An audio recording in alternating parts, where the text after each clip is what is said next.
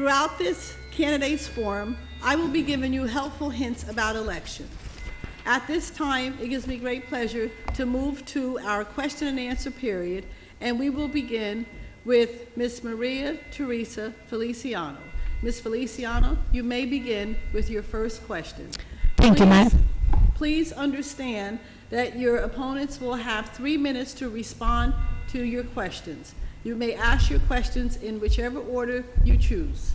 Ms. Feliciano, you may begin. Thank you. Thank you, Madam Clerk. Is the sound okay? Is that on? Yes. Yes? Yes. Ms. Feliciano, is your mic on?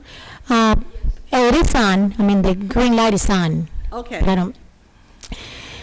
Mr. Gilmore, as an administrator, should you be elected mayor, what systems, in your opinion, require the most immediate attention upon taking office?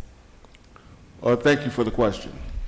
And yes, having been an administrator for close to 30 years, I usually talk to someone's face. Over 30 years, or close to it, my training is completed staff work.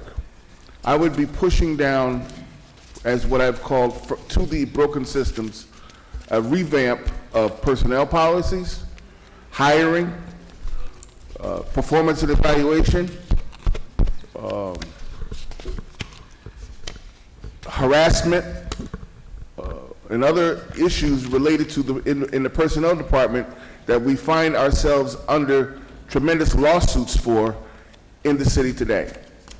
Too many times you come to these meetings, and my experience has been that the staff work is incomplete.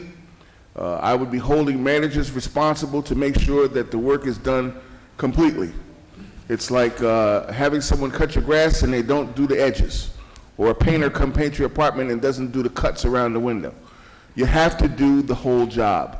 And that's what I'm talking about in terms of completed staff work. Systems are broken. I think that we have to look at making sure that people have the right training, that they're competent in their work, and if they're not, then we get them to a place where they can do the jobs properly. Holding management accountable.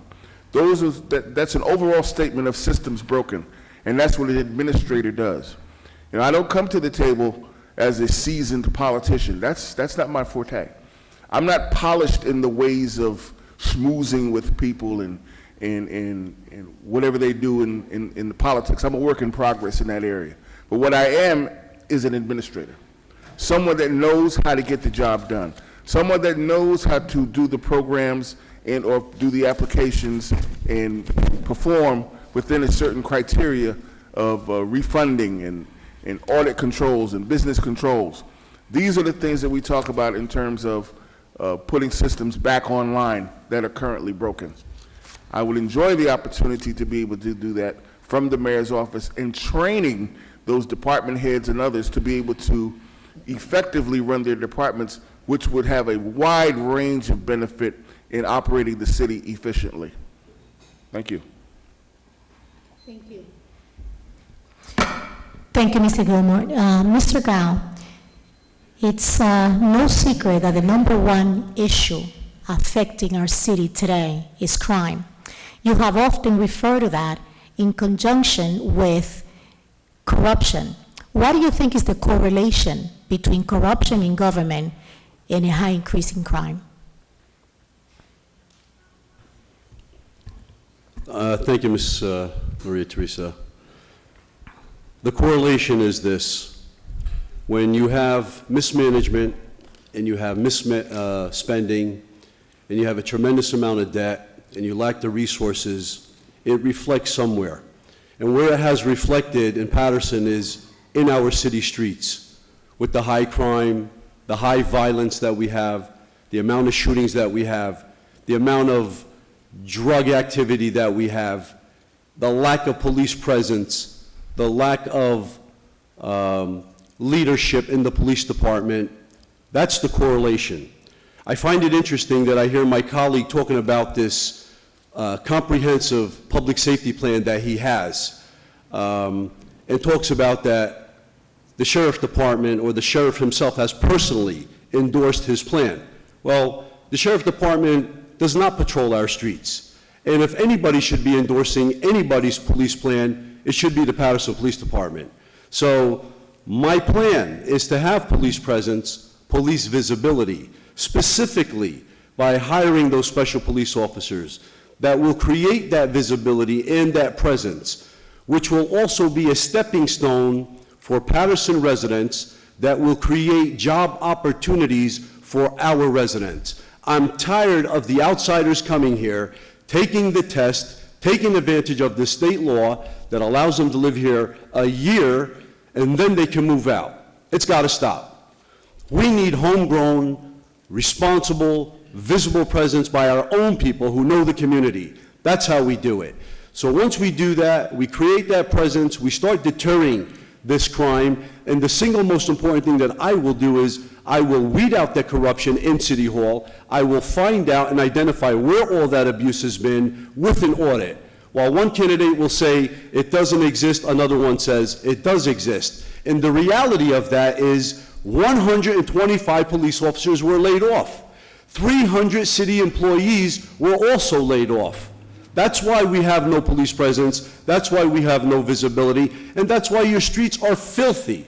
So how can one say something happened while the other one says it didn't happen? We need to conduct a forensic audit, we need to identify where that money went and how we lost it. Because I know, because I addressed it, I knew the monies weren't there, and that's what contributed to the tremendous amount of layoffs and the demotions of almost all the police officers that were demoted at that time. Thank you. Thank you. Mr. Jones, Yes. at the end, almost at the end of your first term, looking back the past 4 years, if you had it to do over again, what two things would you do differently? That's a great question. Thank you. Thank you. That is a great question. And I want to thank Mr. Aslan Gal Sr. for verifying and vindicating again that we found what we found. Thank you. Two things. The first is I will not, and I cannot again, believe that everyone who says they have the best interests of the city in their hearts and minds has it. You want to. Professional, other experiences, but I think I'd look a little differently at some of the engagement pieces. I'm clear, as number two goes, that communities, community-based organizations, which used to be the life's blood of the city, and those that are functioning are doing the best they can. But the lack of resources has been stated by everyone thus far. The lack of resources has almost had us cannibalizing each other and the few dollars we have. While we have offered a training program led by community development, partnered with Health and Human Services and William Patterson University, it revealed to us that the capacity of many of our community-based organizations is not at a level that can be aggressive for grants. So that is clearly one of those things that if I could do over, again, notwithstanding not having the resources, but engaging just a little differently, those community-based organizations to get them more engaged. The other thing is to have interpreters of as many languages as we have in the city, because the most complicated part of city government is communicating with everybody equally and not having to rely on someone who says they're a leader of a community, but to know that our diversity is the strength of this city. And I think those 2.5 are key. Everyone with a degree is not the smartest person in the world, and everyone on the street needs to be heard. And I think that becomes the 2 or 2.5 that I would say, in retrospect, I would take a different step on. Thank you. Thank you. Ms. Nelson Ivy, studies have shown women are more effective and less prone to corruption in government. What other qualities do women bring to the table that make them better, more effective leaders? Thank you for that question. Quite frankly, I believe the answer to that is that we think differently. We are more methodical in our planning and our implementation. So we strategize, we process, we think long-term, and we plan accordingly. So it is comprehensive, and it is something that we know that we have to do because that is what we have to do. And that's what we have to do all of our lives, within our households, within our families, within our jobs, everything that we do. So I believe, I know it to be true because I've lived it. We think differently. We are planners and we are implementers. We are also effective communicators, as well as compassionate. And that's what we need to have in this city right now. Not only effective communicators, but consistency and being compassionate and working with all of the people. We can bring people together. We can bring teams together. We are effective in doing so. And when we do that, we can address our problems, again, methodically. And I think that's what we bring to the table. Thank you. Thank you. Mr. Saya, you have caused some stir with this endorsement of the Democratic Party. How are you planning to, if you are, to bring together mainly Democrats who feel disenfranchised by the Democratic Party's endorsement of you in this election? I'm proud that Congressman Bill Pascrell has endorsed me. He's probably the best fighter we have here in this city. Every day he rolls up his sleeves and he goes down in Washington and makes sure that Patterson gets the resources it needs. He's endorsed me because he knows as mayor, we've had a great line of communication. He knows that as mayor, I'll have the work ethic necessary to make sure that Patterson is not shortchanged anymore. For 12 years, we have not capitalized on many opportunities. One of the proudest accomplishments from Congressman Bill Pascrell is the designation of the Great Falls National Park. But at this point, when we go to the national park, which is one of our best assets, it's a built-in asset, there isn't much to do. As a matter of fact, families come from all over, they get out of the car, they look at the water, they get back in their car, haven't spent any money, just spent some time. I'm going to work with the congressman to make sure that the Great Falls National Park is as vibrant as it could be, with cafes and restaurants that reflect our other great economic asset, our great people. We will accentuate that ethnic demographic as well. I'm proud of the Assemblyman Benji Wimberly's endorsement. I talked about the Economic Opportunity Act of 2013. He, along with Assemblywoman Shavonda Sumter, pushed that through, and they only included 4 municipalities, and Patterson was one of them in that piece of legislation. As a mayor, I will make it a point to make sure that the line of communication is always strong between our legislative delegation and myself.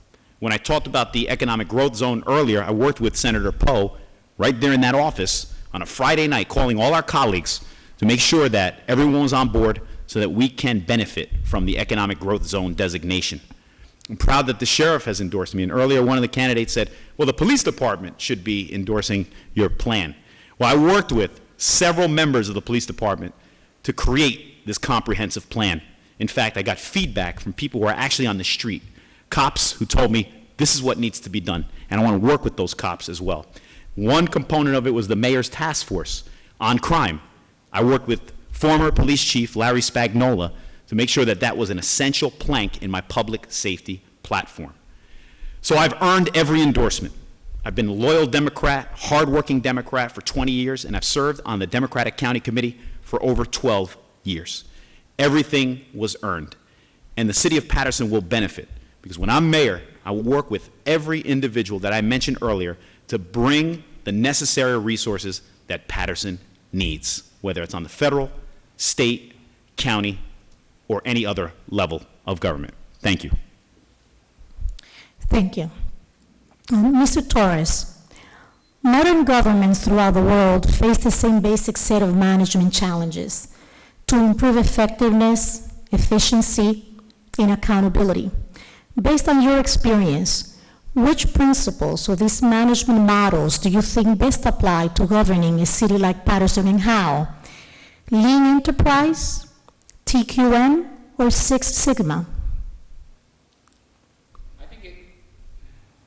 Honestly, I think it's a combination of all, because Patterson is very unique in its creation, the third largest city, the density, the number of census tracts, the poverty. Most of our census tracts fit the qualification of below income. So I think it's going to take a combination of all. But the creation of the checks and balances and the accountability is paramount to the entire getting the community, getting the business retention. The accountability is key on structuring your financial.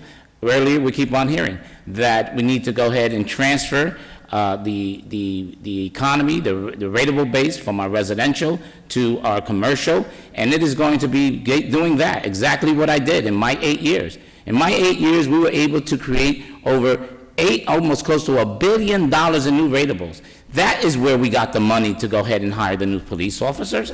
It was then, ironically, it wasn't no corruption. It was a mere fact that what was facing Patterson was facing the nation. 2010 was a recession. We've talked about an economic tsunami, and so therefore then every year from 2002 all the way to 2009, I was able to leave an operational surplus of over an average of $5.2 million. That is where the money, where we were generating. 2010 was a tough year for everyone, and it actually collapsed.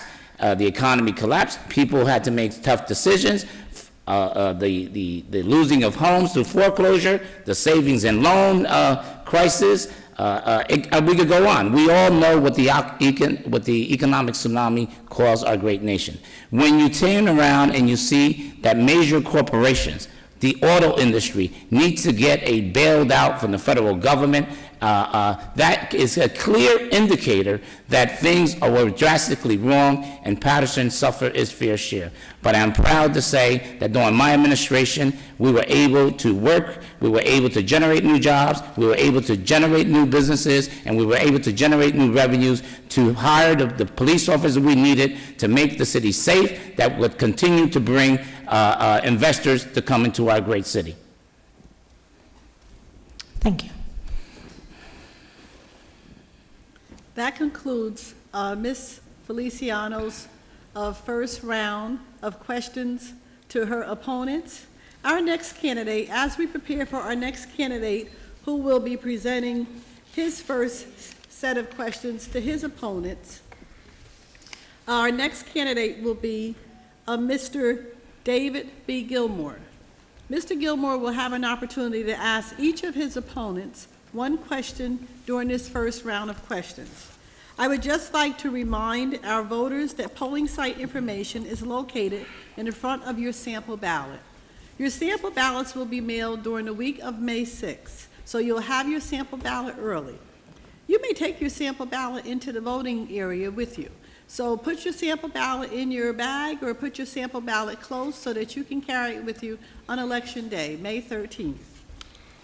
Handicap polling site information is located on the front of your sample ballot.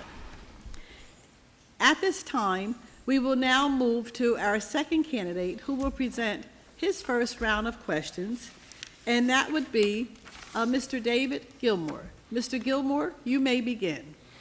Thank you so much. First of all, I'd like to say good evening to all of the candidates here, and I hold no malice. You know, this process is one that we go through in the democratic way of business, and I'm just here happy to be able to mix it up a little bit and get your view on some of the things that will basically affect the citizens of this great town in the future, and what your qualifications and or dreams and wishes are in this office. I would like to start with this young lady over there that I met, who I admire very much, Mrs. Feliciano. Maria, as a fellow administrator over the years, in your analysis what do you think are the three biggest challenges that has been presented by the past couple of administrations, whether successful or failure? There are no simple answers to complex questions or problems, but I could say in a city like Patterson, the third largest in the state, with the challenges in all areas that we face, that we have faced over the past 2 decades, I would say the 3 areas that were in need either of revamping or strengthening are these. The city must have a comprehensive approach of vision, strategy, and communication. The vision and strategy is given by the mayor and is implemented by his cabinet. 2, we must define and strengthen our partnerships, our state, federal, and local partners, and then define the relationship we have with them, that it can be collaborative for the benefit of both, a win-win situation. And number 3, and this I could repeat a few times, accountability, transparency, and integrity must be returned to government. Budget, contracts, and other documents of the city must be digitized and made available to the citizens so they can see what they are, they can review them, they can offer opinions, and in many cases, they can serve as watchdogs for misuse of funds. It's imperative that a government like the city of Patterson engages its citizens and that the citizens have a trust in the government, which we lack right now. This is imperative so that we can move forward and get out of the situation that we're in, since that would require active collaboration among all segments of our society. Like I've said before, if we are to get out of where we are, it has to be with a strategic plan that involves the administration, the community, faith-based organizations, and the business sector. Thank you. Councilman Gao, we all know you're a policeman. I'm not. You bring a unique perspective to the position with law enforcement background, and I'm sure we all appreciate that. I need for you to help me understand the priority and/or the separation of enforcement and prevention in your administration for crime. Thank you for the question, Mr. Gilmore. Well, one of our biggest problems is the lack of enforcement. And the reason for that is because of the lack of leadership. And what I contribute to that is the fact that the chief of police, who is in acting capacity, doesn't live here. The last few chiefs have not lived in the city of Patterson. There are 3 deputy chiefs. There are 7 captains. There are 26 lieutenants, almost 67 sergeants. And that was the last table of organization when I was here. There's a police director. But yet, at the same time, under the Torres administration, while he claimed that crime was the lowest it's ever been since the 1960s, he had police precincts. He hired more police officers. 2 or 3 of those precincts were destroyed. One was set on fire. Another one turned into a community center. He created the Blue Ribbon Panel, an advisory board of clergy and other officials and community-oriented people. Nothing came out of that. He then wanted to pay almost $500,000 to a consulting company to come and manage the police department. It's very simple and it's not complicated. Your next chief of police has to live in the city of Patterson. He needs to create the accountability through the rank and file of the men and women in the police department who want to do their jobs. They are not allowed to do the jobs right now. They are not in a proactive mode. We can talk about all the things that we plan to do, but we start there, the structure. The men and women want to do their jobs. Their hands are tied. They're being told, don't do anything. You have to be available to respond to a call. Well, you can only respond to a call when you get a job, but in the meantime, there are other things that are happening. So if we were able to be a little more proactive, we can stop the calls for service that have become such an alarming rate. This is what our problem is. The Attorney General's office, Acting Attorney General, just put a task force together to address the crime in various cities. Specifically Trenton, they started there, they're going to other cities, eventually they'll be here. We can create our own task force. Bergen County has also created a task force to address the crime that's coming out of Patterson. We have to do it ourselves. We create our own task force, we create our own gang unit, and we empower our police officers to do the job that they were hired to do. And that's how we address the problem. Thank you. Thank you. Amir Jones. Yes, sir. To put it mildly, we've had a tumultuous relationship over the past year or two in terms of challenging your administration. In all fairness, I think you did the best you could with what you had, and you didn't have much. I think I would like to give you the opportunity to explain a couple of things. Why you didn't fire Lanisha Mackle? What happened with the dump on Montgomery Street in terms of taking unauthorized materials up there? Why there was no follow-up with the track removal out of the proposal for Pennington Park? Understanding that the mayor's office, I mean, you had nothing to do with approving the contract, but being the mayor, knowing that, or if you didn't know, I'm asking for an explanation as to how it occurred, and the lack of follow-up on some of these items that we're talking about in terms of what we've categorized as your failure. I want to give you an opportunity to talk to those things. There's nothing there is strange to you. I don't need to go down a list. I appreciate that, and I appreciate the public if they want to know exactly. I think it's a long time coming. First and foremost, let me respond to any director. Every director, at least in Patterson, it's 10% government, and it's become 90% politics. A director has to manage all staff, and that's division heads, supervisors, and then employees. That's just the structure. It's the way it is. There's not much you can do about it. Many of our employees are unionized, and as was indicated, there have not been a number of evaluations on record, and so when you take over an office, you have to deal with that. And so the first time you issue any kind of sanction, it is subject to discussion, debate, and may be stricken. When the director of CD came on board, and I brought some documentation, I was hoping somebody would ask that question. You got your wish. I got my wish. The director took over where there was a temporary person in the position. We have an audit that goes back from 2002 to 2009, which shows that the funds that have been purported for this administration all came from 2002 to 2009, and I brought that documentation.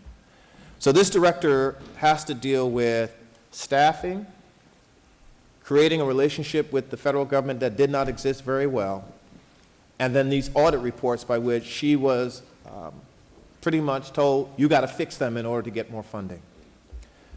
When the council decided, led by some of the members here, to make what happened in Irene a criminal piece, and it wasn't, her 10% of governance went down to 1%, yet she stood through and she did the work.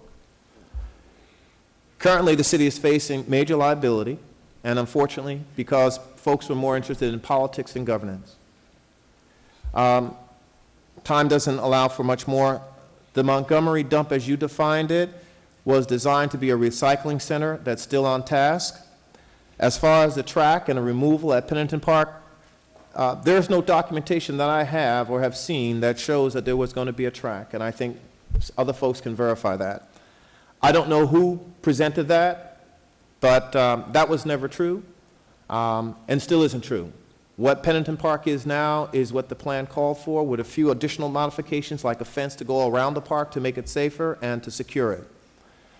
So I can't respond to the other two because I don't agree and I have the facts to substantiate it. As far as the number one, the one regarding the director did the job she got, and from day one of the council members made it his best to make sure that her life was complicated, and that's the reality. Thank you. Thank you. Councilman Rigo,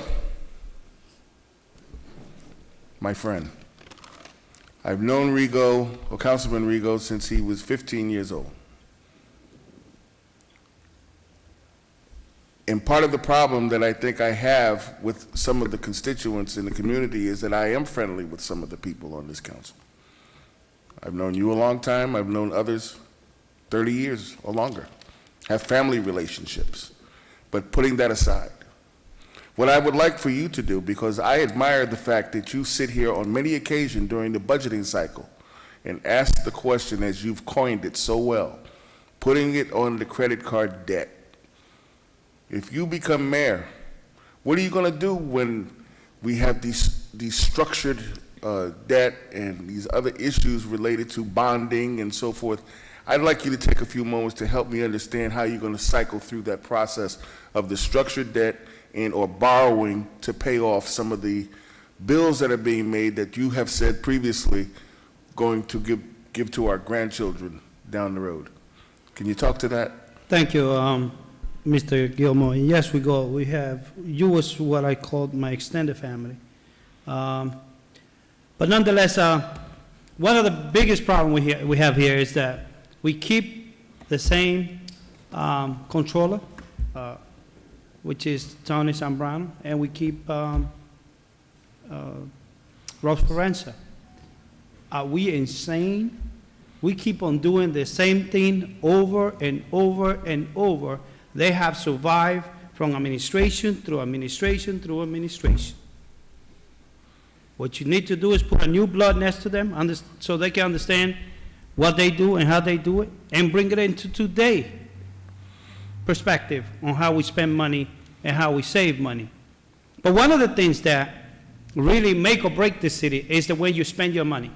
And as a poor man, having to buy the lunch with the $5 you have, for lack of better terms, you have to work with what you have and stop thinking that if you need more dollars, you could just go to Q Public Taxpayer and raise $1,000. One of the things that I would do is make sure that I meter all those towns that tap into us. Whatever it takes, we need to meter those people. The issue with EPA and the CSO project, where we put over $3 million in there on a yearly basis, maintenance and restructure and construction them, well, we need to renegotiate that contract. The other piece is the sewer division. We pay over $12 million to our Passaic Valley Sewer Commission. But at the end of the day, we only collect, and the past administration duplicated our sewer bill. It's not because we're not paying the water that we flush out, it's that we have a problem. And the problem is that nobody here as an administration is minding the store on how we're spending the dollar. Other things that I would not do is have me 3 security guards that is tally over $200,000 a year in the payroll guarding me. Another piece that we need to do, mayor car, you need just a police car. You don't need an $80,000 truck to be driving up and down the street in the city of Patterson. Overtime in our police department need to be corrected.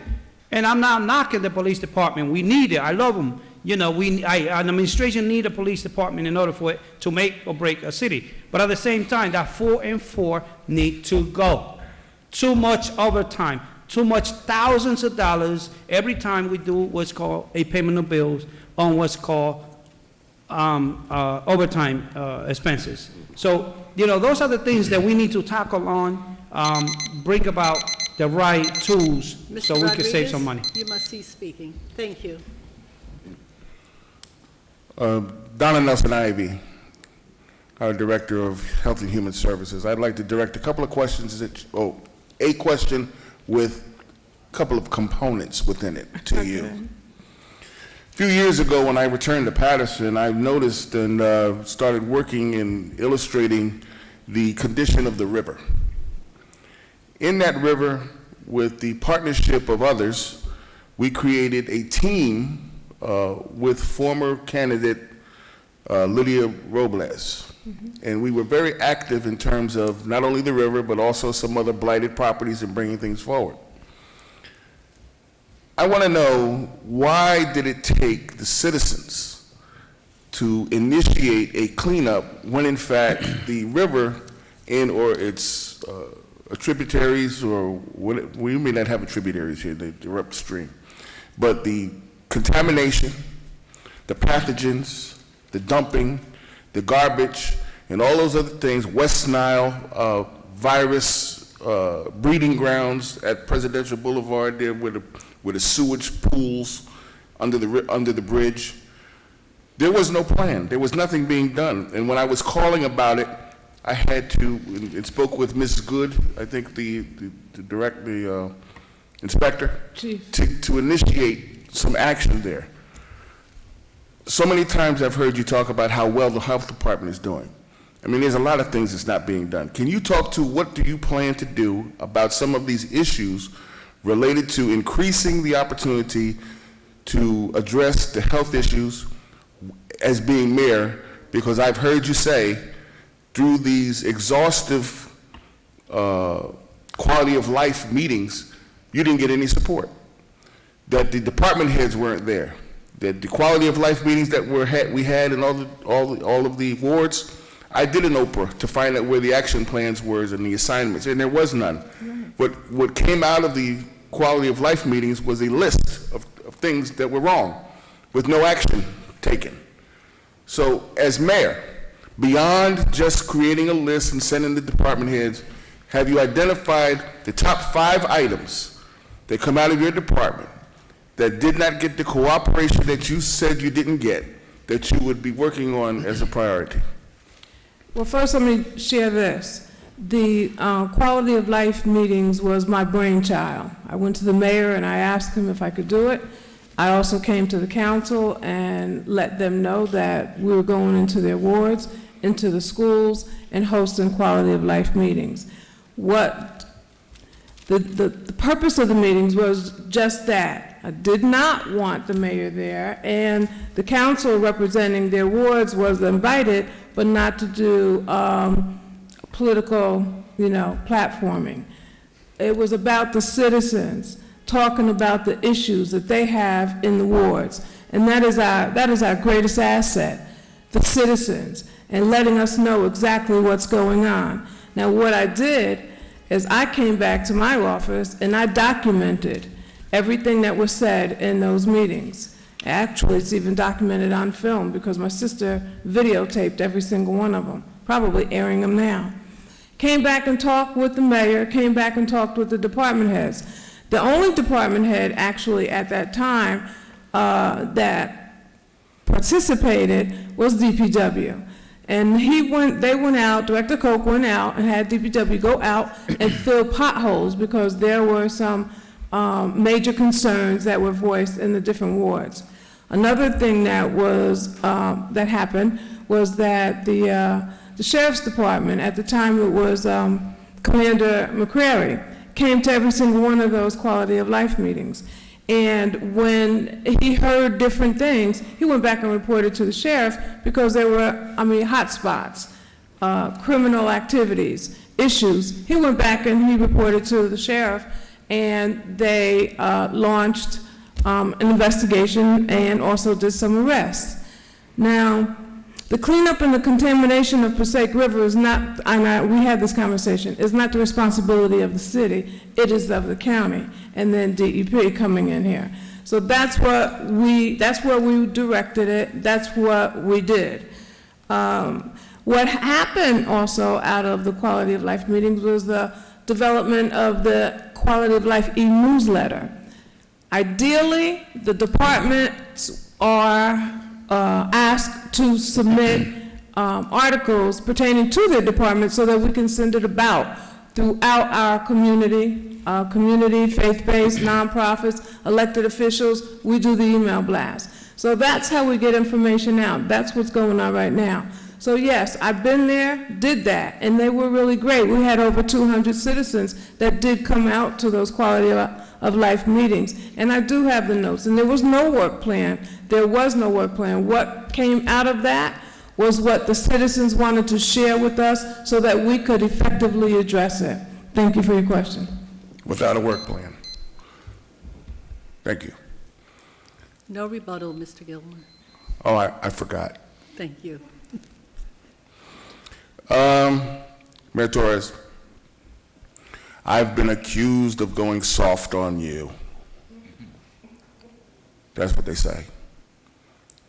But the reason I have, or I guess, been accused of that is because I don't believe that you were entirely wrong in the accusations related to the budget fiasco. If others approved it, how are you wrong if it was approved? I want to, and or the check as well, because they say you hid the check. How do you hide the check? I mean, that's one of the questions I want to ask you, is how you hid the check when it was approved. And the other thing is that the budget, how did we get there? We all hear about the 78 million, but how did it happen? I mean, all that other stuff that's going to come out whenever the investigation or whatever they're doing is finished, then maybe we'll have an opportunity to weigh in on that after it's done. But I wasn't there and I didn't approve it and I wasn't part of that. But I want to give you at this time, to clear the air, that I'm not going soft on you. I'm asking you the direct question. I'm looking you in your eye and I'm asking you, Mayor Torres, how did we get a $78 million deficit? How did we get there? And the check that was magically approved, how did that happen as well? And if you had anything to do with that, approving your own check. First of all, Mr. Gilmore, the $76 million deficit, it's false. Those were false statements made by the administration. I believe in looking at public documents, he came up with that number as a wish list in order to attempt to coerce or demonstrate a need to pad the budget in their request for transitional aid. The previous year on transitional aid, it was like about $23 million. So I believe that was a fictitious number. But mind you, in order to go ahead and hire and create positions as this administration did coming in, whether it was your public relations person or your chief of staff, those are line items that were created. They weren't in the budget. So that was a figment in somebody's imagination, but that was not a real number. To understand the impact of that real number, if there's a $76 million and at one time they're saying that it's a deficit, and all of a sudden they shave it all down, and it comes to only being a $22 or a $26 million, the impact that would have been much devastating than the impact that was purported to have created during this deficit. The fact of the matter is that the reality of that deficit, and you could OPRA, the public record, the public financial statement analysis, and it will clearly see that the only deficit carried over, as I indicated tonight, and in my article that was published this morning about the taxes, that every year from the 7 years of my governance, my administration presented a balanced budget, and which included a $5.2 million. Regarding the check was approved by the Finance Committee. It was signed by Councilman Gao, by Councilman Rodriguez, and Councilman Morris, 3 members of the Finance Committee, and at their recommendation is put on the agenda, which ultimately Council President Jeff Jones, was today's mayor, agreed. It got on the agenda, and all members of the governing body approved it. It wasn't hidden. That's the way normally bills are presented for payment of bills on a bi-weekly basis to the governing body. There was nothing hidden. It was done. There was no wrongdoing by either Human Resources, the Chief Financial Officer, the Treasury, and there was no wrongdoing by the governing body approving of the payment of that bill, because ultimately it was authorized. So again, the deficit of $76 million is false, and me shoving something, my pay which is statutorily. Mr. Torres, thank you. In keeping with saving the best for last, Council President Saya, how are you? I'm doing well. How are you, Dave? Is that your question? No. Okay. Councilman, I'm just so, I don't even know the word. Disgusted would be too strong a term. Maybe disappointed is a better term. But you've disappointed me a lot in your reign as council president.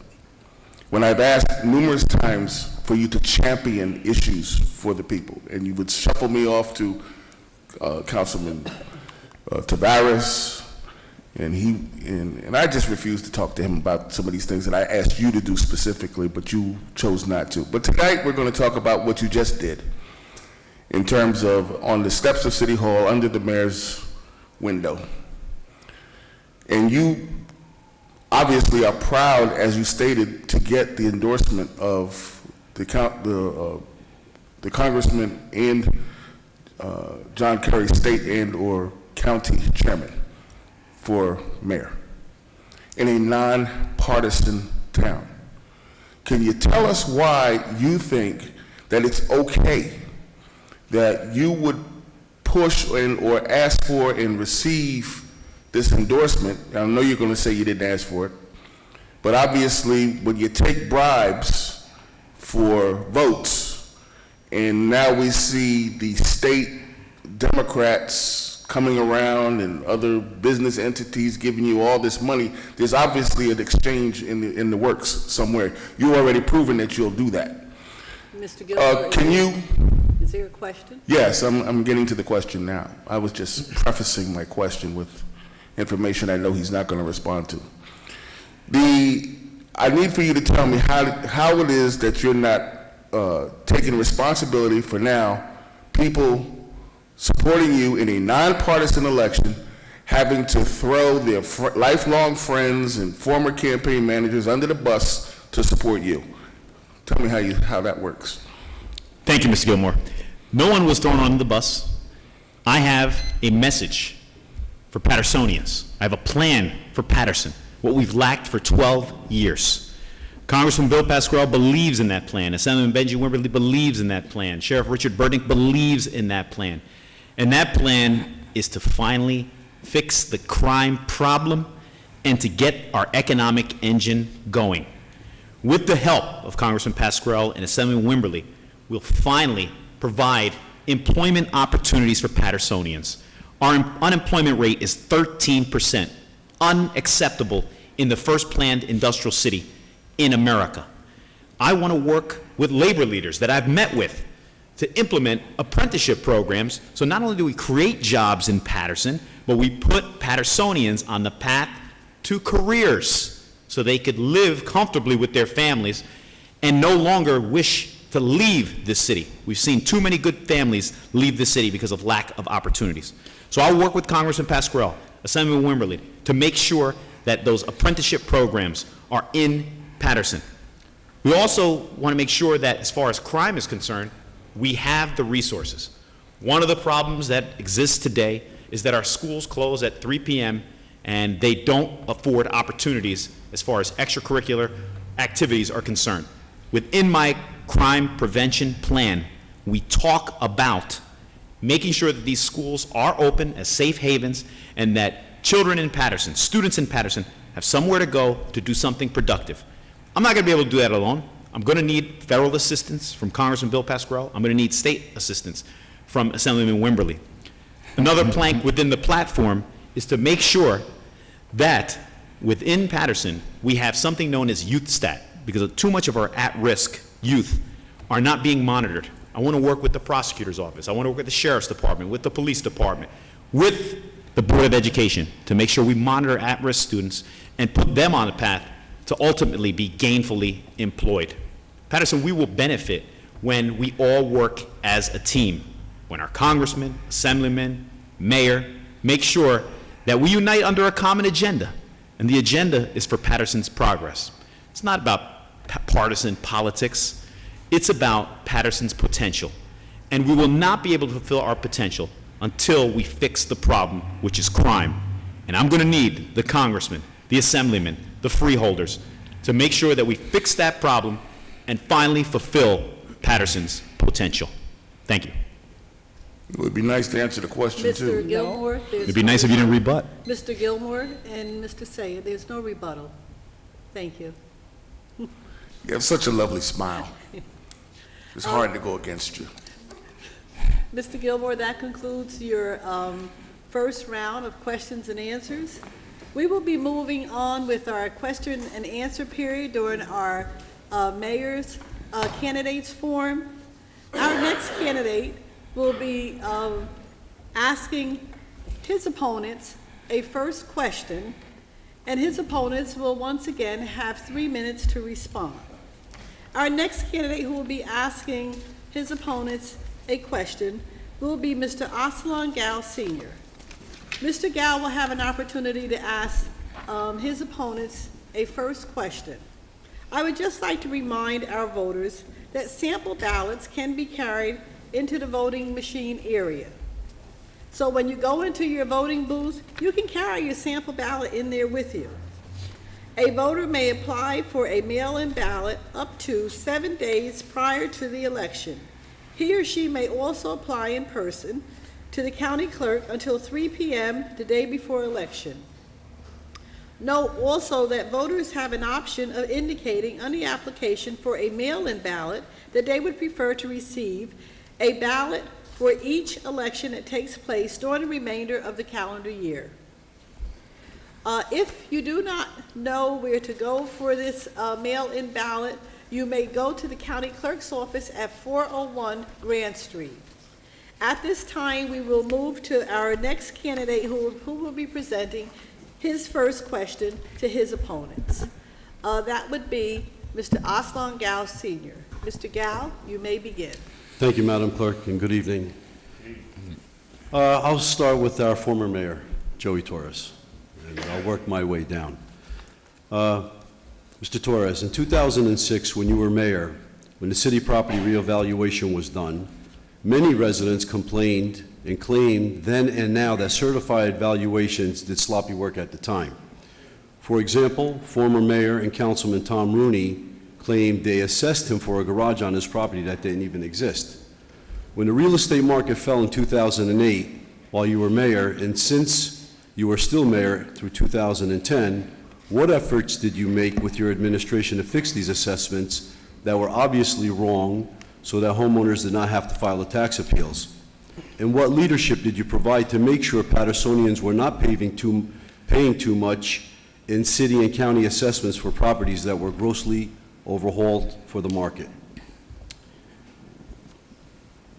Aslan, obviously you don't recall that what we did once it came to our attention that true to the old adage, Patterson had not done a reval for over 30 years. 3 prior administrations were told that they had to do a reval, and under our watch, my watch, we were forced with a court order to do it after 30 years, and we did. And honestly, I got to say, clear to that adage that haste make waste. We awarded a contract, we went out to bid, we awarded the contract, and there were some inconsistencies with the way it was done. Immediately once I realized it, I came back to this governing body, and the governing body approved for me to hire a tax assessor expert by the name of George Labrizzi. And it was George Labrizzi and I, we ended up instituting a lawsuit with the county, and we went to, in 2009, we appeared before the County Board of Assessors, Taxation Board, and we made a concerted argument, and we won. We won the right to go ahead and do a full 100% reevaluation. That happened in 2009. 2010, I was voted out of office, but it took yourself and sitting members and the shift in new council members, 2010, 2011, 2012, 2013 was finally when this governing body saw fit to award a contract to go back out to do another revow, so that they could actually bring the relief. In addition to that, thousands and thousands of tax appeals were filed, and rightfully so. They won because the market had tanked out, and so they won. And that then exacerbated the problem, the current problem we had, that it enabled then that the current administration had to go ahead and borrow money to pay for the appeals. But we still did not do, the council still did not go ahead until 2013 award a contract. We are in 2014. If I'm elected mayor, the first order of business, July 2nd, would be to call the company that we awarded the contract and get the revow on track, so that we're not going to do it hastily, but we're going to do it to bring an equalization of the tax rate, because currently today, Upper County, Passaic County is paying less, has less assessment than homes right here within the 3rd, 4th, and 1st ward of the city of Patterson. Thank you, Mr. Torres. Council President, this is almost a two-pronged question. You pride yourself on appearing to be transparent and independent. On your ELAC report, you list a $30,000 expenditure to an entity called Block by Block for GOTV. This entity has the entity has no available contact information, appears not to exist at its given address, which is all the way down in West Trenton. It seems to exist only on paper. Last year, Block by Block appears to have been part of a money funnel involving special interest groups and real estate developers. According to the IRS report by the group that funneled the money, and the IRS report indicates Block by Block is nonprofit, even though it's not listed on the state's registry of nonprofit organizations. You following me so far? Keep going. Can you please tell me or tell the public why you funneled $30,000 to the shadow group? And can you tell us what Block by Block is and who's connected to it? Is it connected to Millennium Strategies or its corporate partner, Lennox Consulting? Thank you for that question, Councilman. First of all, you're not using the appropriate name. It's actually Field Strategies. And Field Strategies has actually been successful in many campaigns, not only in Patterson, but across the state. They have a proven track record. So clearly my objective is to win this election, and I have to go with a proven entity like Field Strategies, and anyone can Google them, and you'll find out that they are legitimate. Many politicians across the country have used Field Strategies, and they've been successful. So why wouldn't I follow that lead? As far as transparency is concerned, it can be found in my ELEC report, which I always submit in a timely fashion to make sure that everyone knows that I'm disclosing all of my donors and I'm disclosing all of my expenditures. And yes, that is an expenditures. Field Strategies, you're not using the appropriate title, but they are out there knocking on doors and trying to drum up some support. They're supplementing what I've done. I've knocked on 10,000 doors. Field Strategies, block by block, that's not the issue. The issue is crime, and you know that too. You and I both have crime plans. I believe my crime plan is better than yours, and that's why I feel people will embrace it. And so it's not about necessarily the field strategy. It's about your crime prevention strategy, which I feel passionately about. Because I stated earlier, I have an 8-month-old daughter. I want to raise my family in a safer city, a stronger city. But I don't want it just for my family. I want it for other families in Patterson. We've seen an exodus in this city, and it has to end. So it's not about field strategies. It's about what your strategy is to combat the persistent problem, which is crime in Patterson. As mayor, I am dedicated to making sure that I have the right strategy to finally combat crime once and for all. Thank you. Thank you. My question is for Maria Feliciano. Ms. Feliciano, you talk about your administrative skills, that you had 30 years in the judiciary and the court system. What administrative skill are you bringing to the office of mayor, and how will it benefit the city of Patterson? Both my academic and professional background is in public administration, and thus I'm experienced and familiar with the principles and practices of serving in a public sector, from the different models and styles of administration and management to the principles of values and ethics that govern the public sector, including the mix of management models that include TQM, total quality management, consisting of an organizational efforts to install a permanent climate in which an organization can continuously improve the ability to deliver high-quality service, the lean enterprise, which considers the expenditure of resources for any goal other than the creating value for the customer, a waste, and Six Sigma, which seeks to improve the quality of the product or the service that you give by identifying and removing the causes of defects. These three models of management set forth or are the basis for a multiple facets managerial style that would fit perfectly the administration of a city like Patterson, an urban setting. Thank you. Mr. Gilmore, I have a question for you. Should be right up your alley. There are many numerous problem areas with vacant lots and abandoned properties. These problems result in uncollected taxes, sewer charges, etc. Furthermore, they are becoming drug dens and most recently an unfortunate murder scene. What plans do you have and how quickly can you implement your plans to change these urban blights? Does your plan turn these properties into viable rateables or even livable homes? Well, absolutely, and I thank you for the question. Being a former housing and development director and author of design for community development some 20-plus years ago, I have a very specific plan from which to turn these properties around. Some have offered a plan, but not with the specifics that are, I think, needed for people to understand the difficulty, but how easy it is to do if you know what you're doing.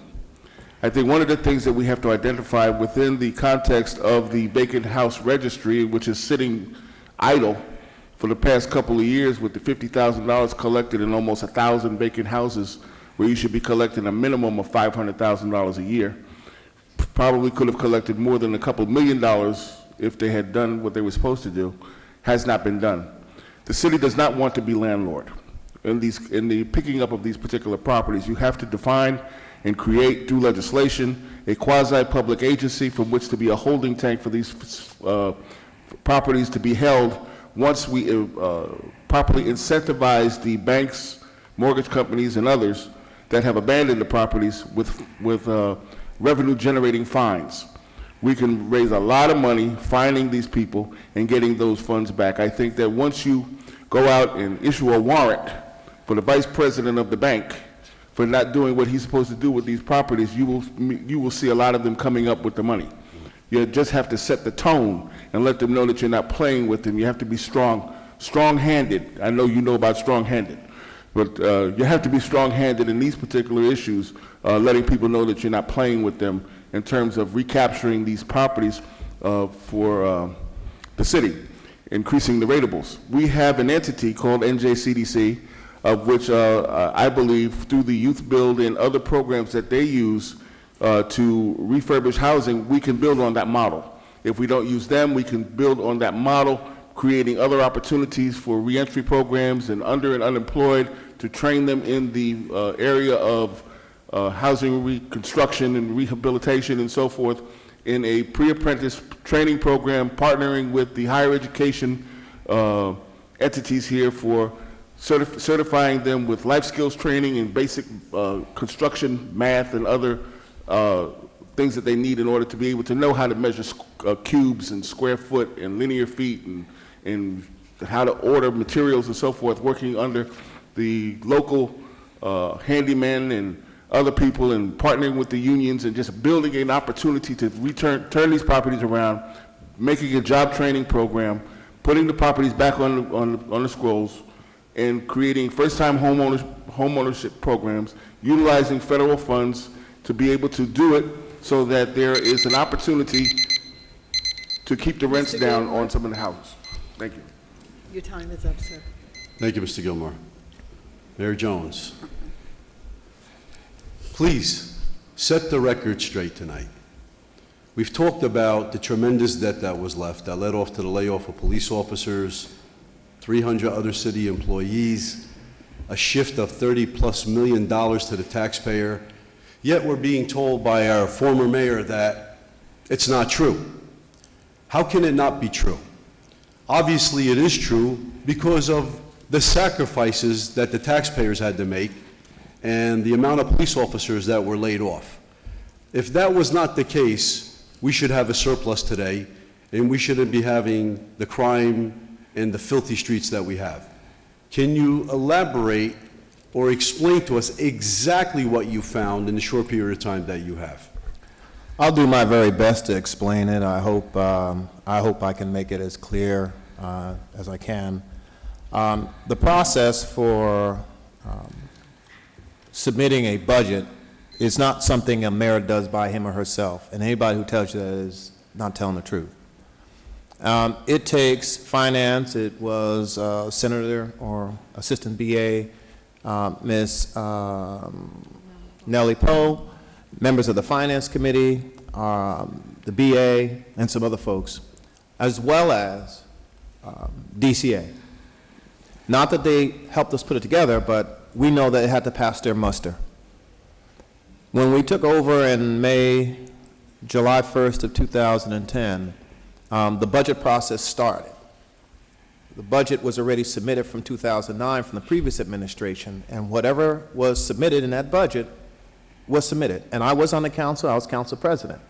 But the budget had already started, and so when we come in, we're given this dictate by the state saying that they want to expedite the processing of the city's budgets, and they want to do all state budgets so that we would be timely. Obviously, the governor wanted to be able to show budgets throughout the state of New Jersey timely.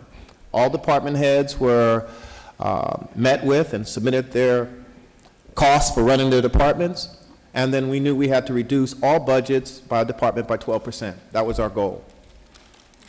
When we put together the application led by, again, Senator Nellie Poe, and she led the initiative because she is also a senator and she's a part of the budget committee in the state. So that was our guiding principle, having a state legislator who's familiar help lead us.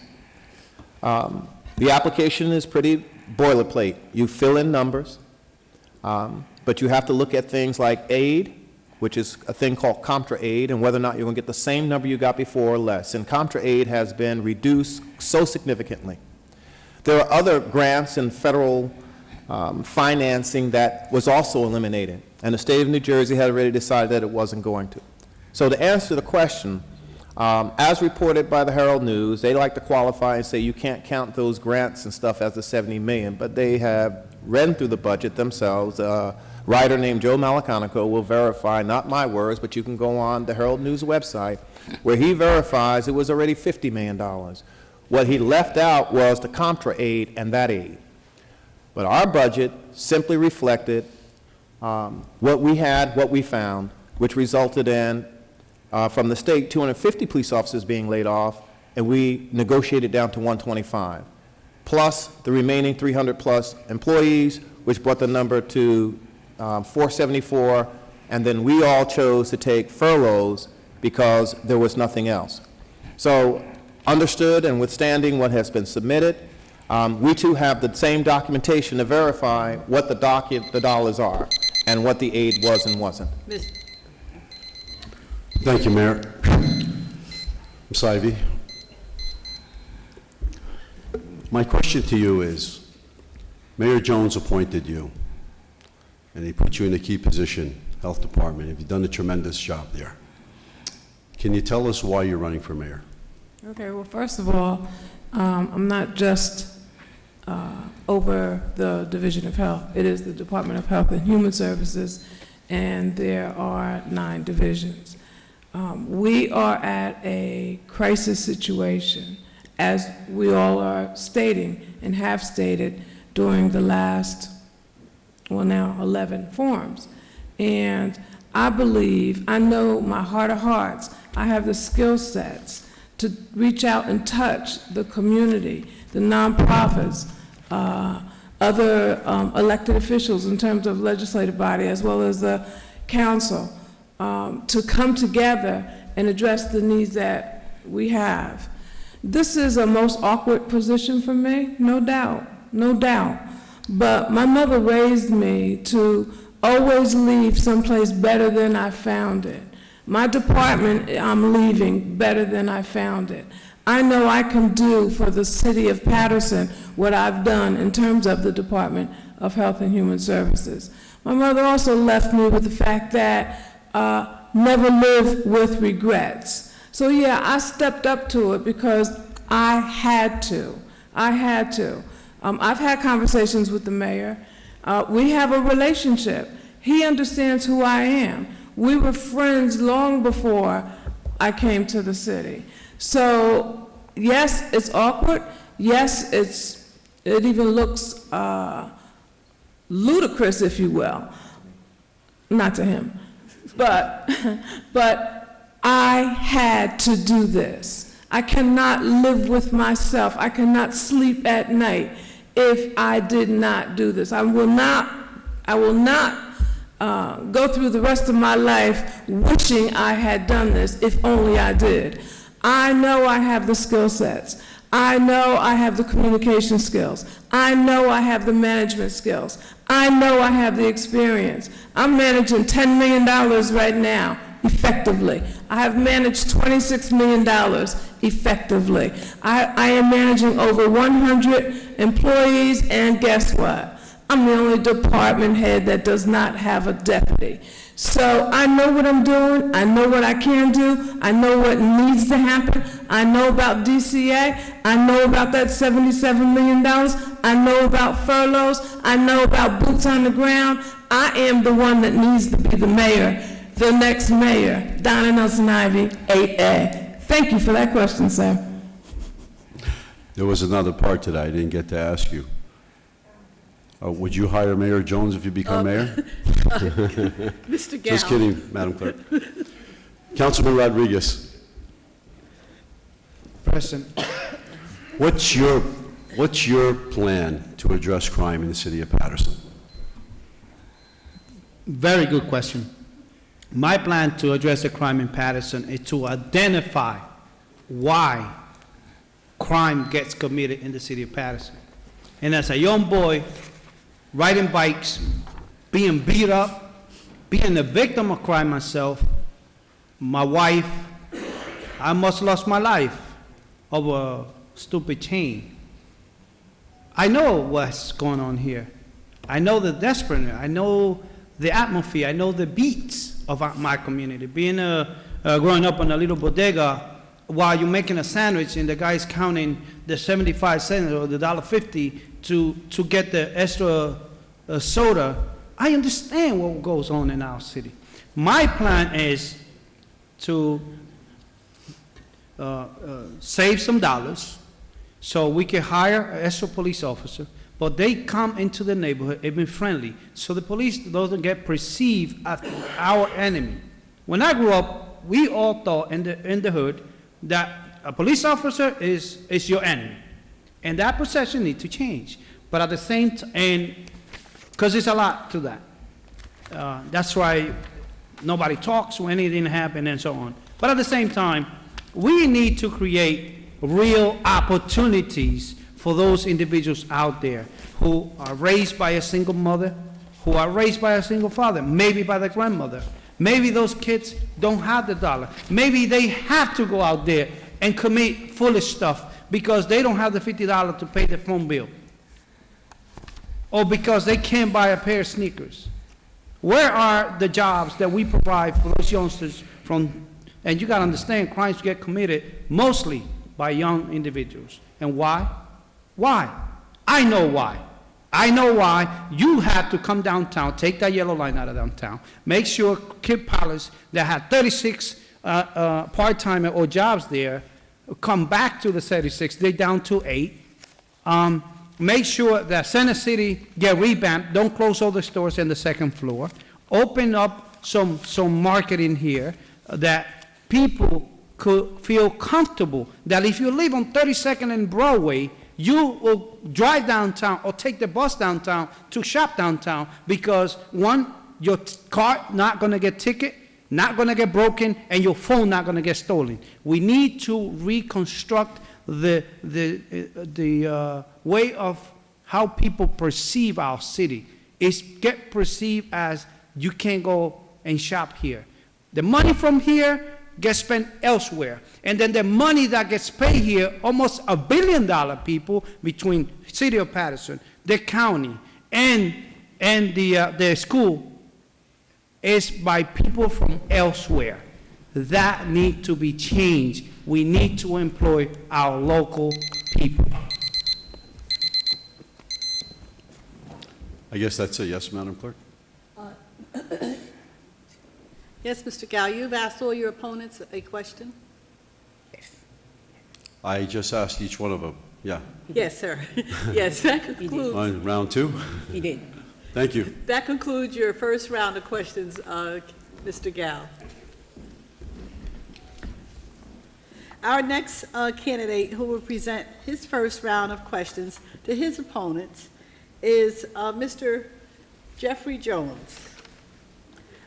Mr. Jones will have an opportunity to ask each of his opponents one question during this question and answer round. To our viewers, you are watching the Mayor's Candidates Forum. Our candidates are now in their question and answer period.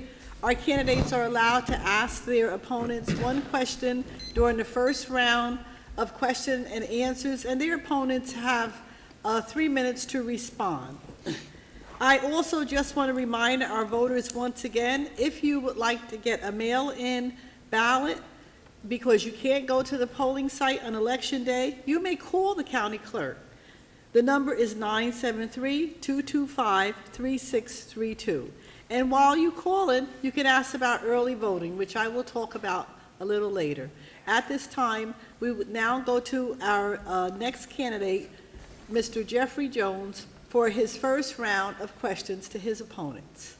Mr. Jones, you may begin. Thank you. Thank you. I'll start with Ms. Feliciano, if you don't mind. Ms. Feliciano, the question is, first, are you familiar with Faulkner and Plan D, Mayor Council, form of government? And if so, the body of the question is this. Council members have certain functions. Mayor has the remainder in terms of administration. Knowing that much and understanding that you have a job to do, as you describe leadership time and time again, if in fact the council members don't see your vision, the question is, how then do you get your vision accomplished? Again, council, one set of responsibilities, administration has a totally different set of sort of mandates, but they don't see your vision. How do you get it done?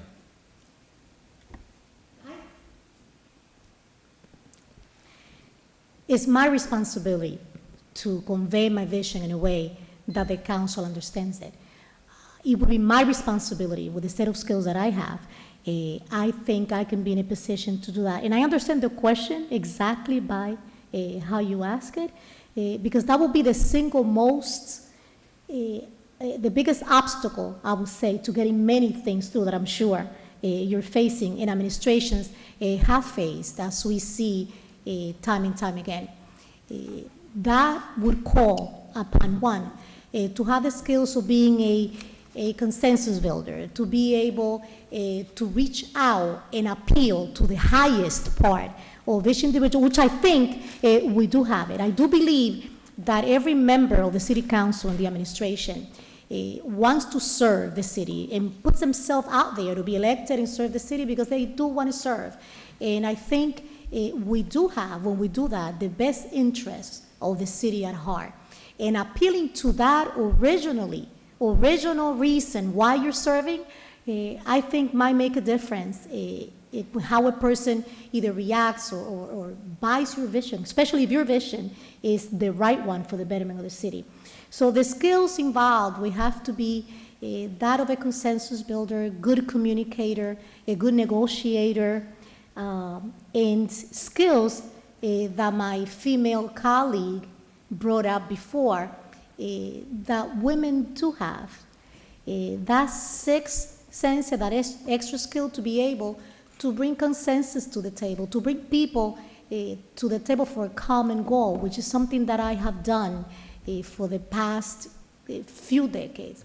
The ability to meet strategic objectives by bringing stakeholders to a table, finding out or reaching common ground as to what is beneficial to everyone, and having them agree on a common objective. I do think that's the biggest challenge that you will have as a mayor, and I do have the set of skills to maneuver, to navigate through the negotiations as required to bring consensus and approval, and consensus on the well-being of the city. I think I will. Mr. Gilmore, as you're aware, and maybe not, I'm just going to make an assumption, as you're aware that the city of Patterson has been indicated has a high rate of crime. At least that's what's being purported. Yet, if you've looked at the data, you will identify one ward, and one ward specifically, that historically had always the high degrees of crime.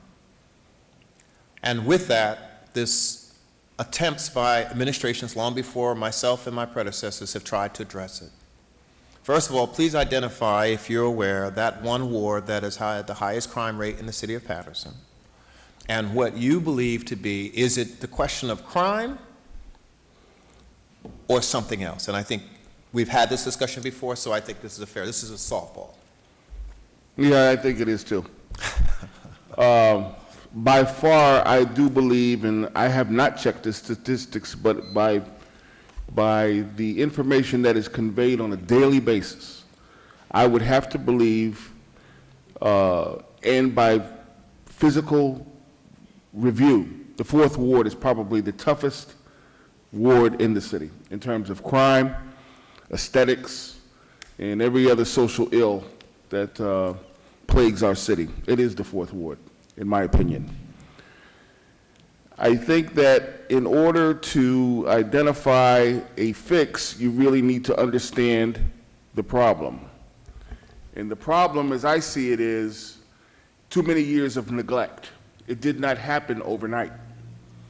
And when we start talking about the effects, cause and effects of the resulting crime, it's not going to get better until we start looking at root cause analysis.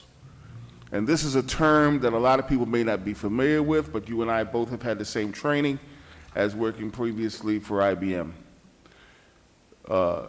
In my management capacity in project management training, it's always going back to understanding the problem before you can apply a fix. So there are numerous issues related to that high crime, and I believe code enforcement is certainly mixed up in there. The lack of educational outcomes, which also feeds the unemployment and unavailability of people to be prepared for the workforce.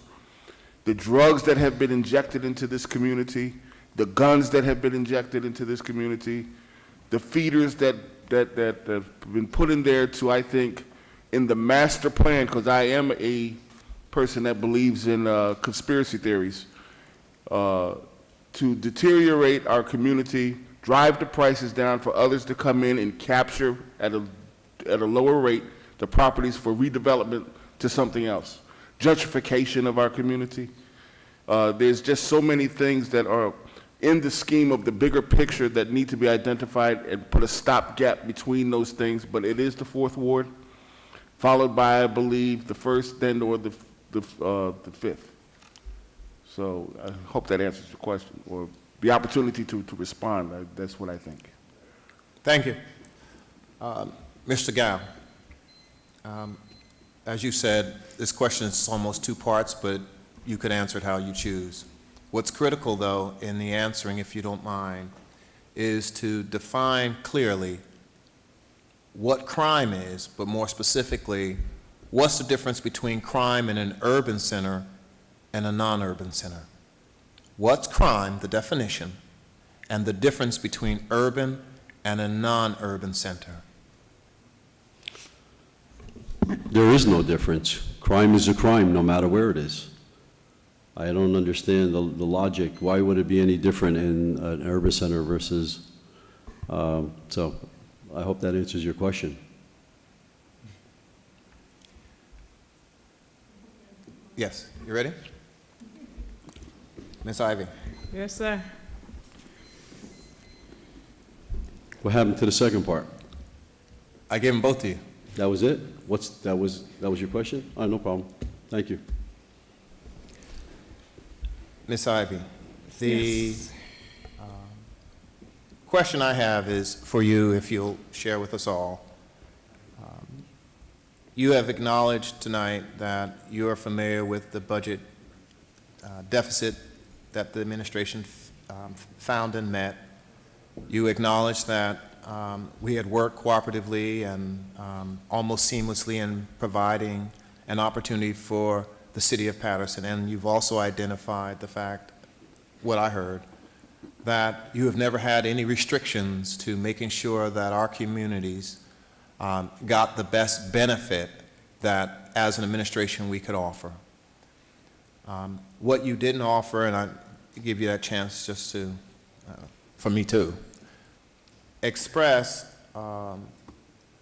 what were the shortcomings from the administration in terms of resources collectively, but more from the Health and Human Services position, county, state, federal, that may have impacted our ability collectively to have had an impact, a true impact in the wards we serve, but particularly where we did the trainings and support. Okay.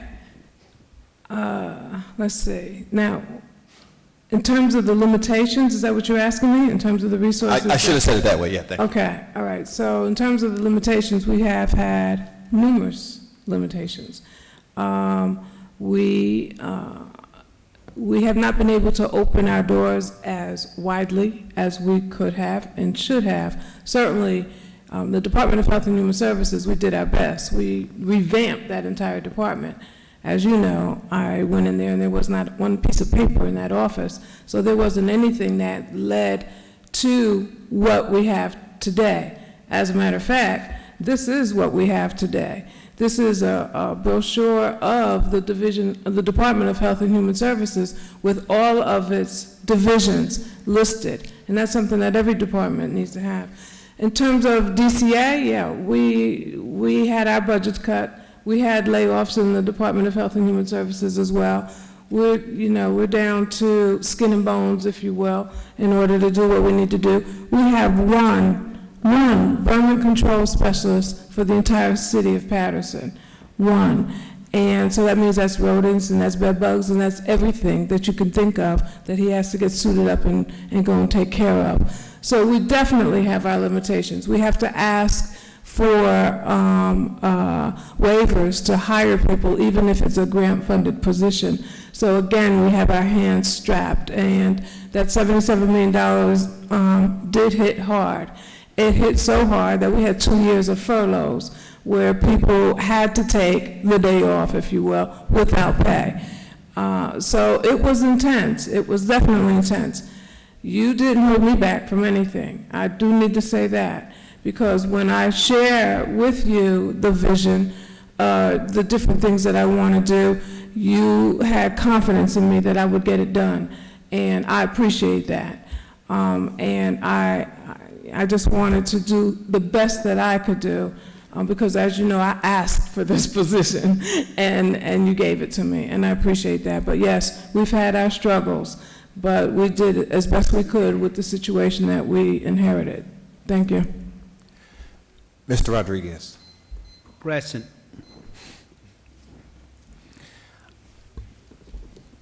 I'm going to follow the line of question that I believe Mr. Gilmore had asked in terms of, and ask you if you can answer the question. When the city goes in front of DCA Division of Community Affairs, we have a team that goes there.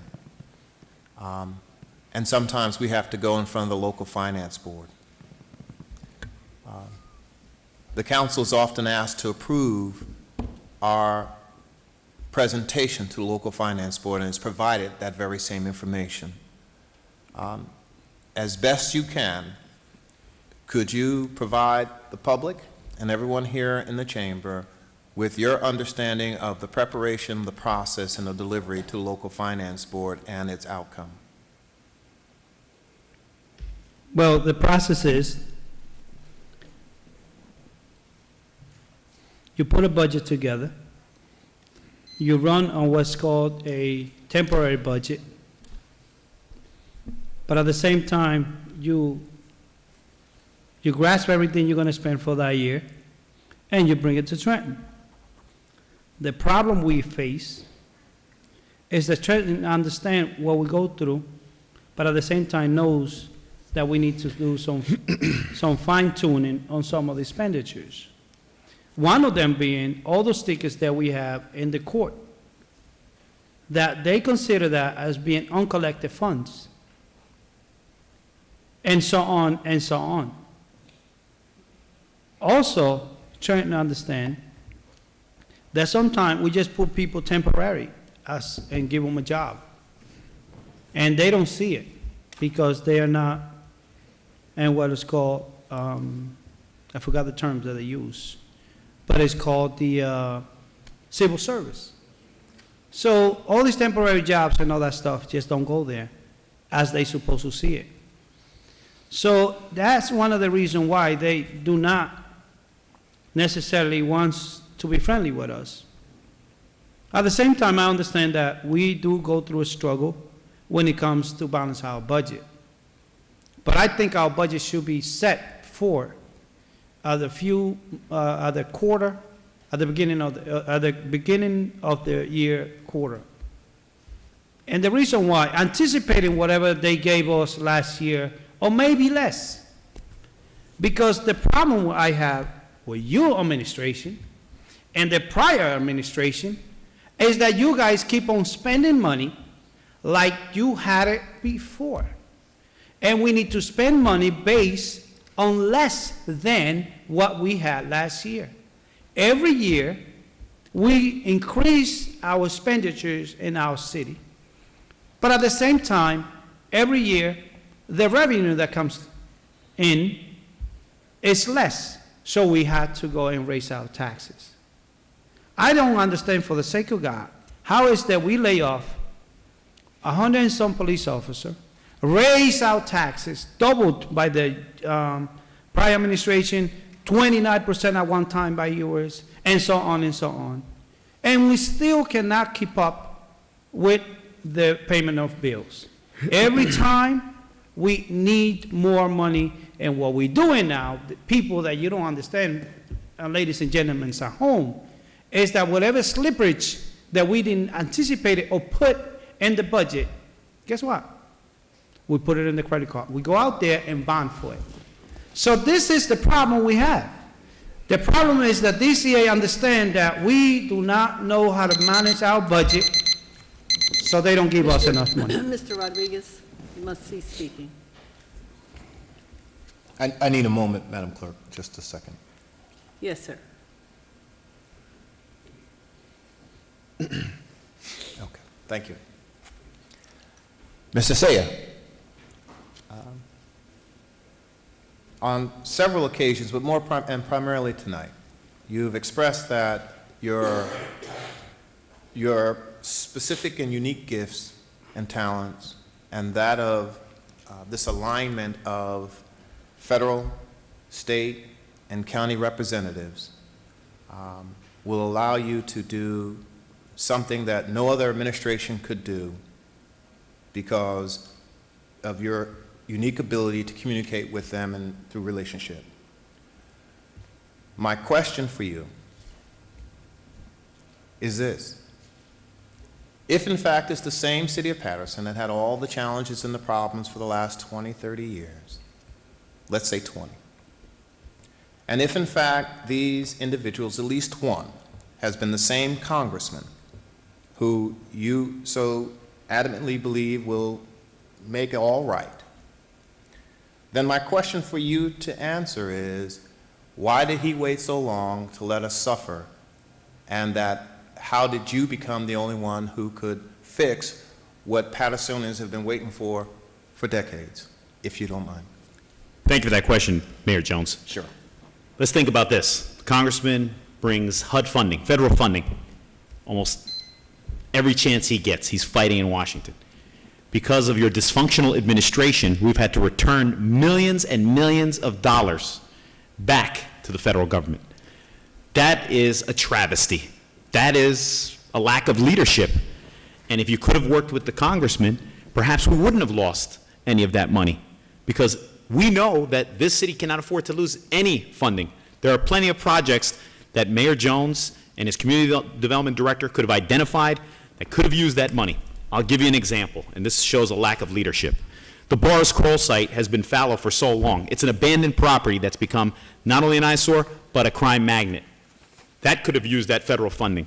Because of your dysfunctional administration and not being able to work with the congressman, we lost millions of dollars that could have gone to rehabilitating a major eyesore in the city of Paterson that is ensconced in between seniors and our youth at the Boys and Girls Club.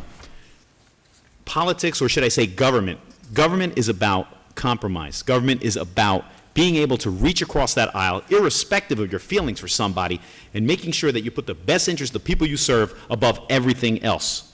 Unfortunately, you've demonstrated that you can't work with the congressman. That's a personal issue. But I am going to be able to work with not only the congressman, but our legislative delegation, our board of chosen freeholders, because I'm putting the best interest of Paterson first. Each and every one of them has been effective in one way or another. And before they were Democrats, they were Pattersonians, just like I am. So the point I want to make clear, your dysfunctional administration has lost millions of dollars. The congressman has brought home that money, and as a result of the incompetence, we've lost it. Under my administration, we will not lose any money. Thank you. Thank you, Madam Clerk. Joey Torres. In my hand, I have a 2009 audit report from the federal government by which Mr. Sayer claims that the city of Paterson, through CD, lost millions of dollars. In it, it reports, federal government, that, in fact, no money was lost by this administration to HUD. And so we have a bit of a problem. We have someone who likes to throw out barbs, but there is fact. And what I'm going to ask you to do is just verify if, in fact, you recognize this as an audit report. And I'm going to ask you to verify if, in fact, oh, I'll give you these sheets. Matter of fact, I'll give you this one. But I do want it back. It speaks to a year and a period by which HUD funds were returned back to the federal government. It doesn't speak of 2010, but I'd ask you to take a look at it for a second. One is, it answers the question as to whether any such time this administration, dysfunctional or otherwise, ever sent any money back. And since you were the mayor prior to me, and the list includes most of the years you were there, not saying anything specifically, but A, it refutes the interesting fabrications and proves, it proves a lot.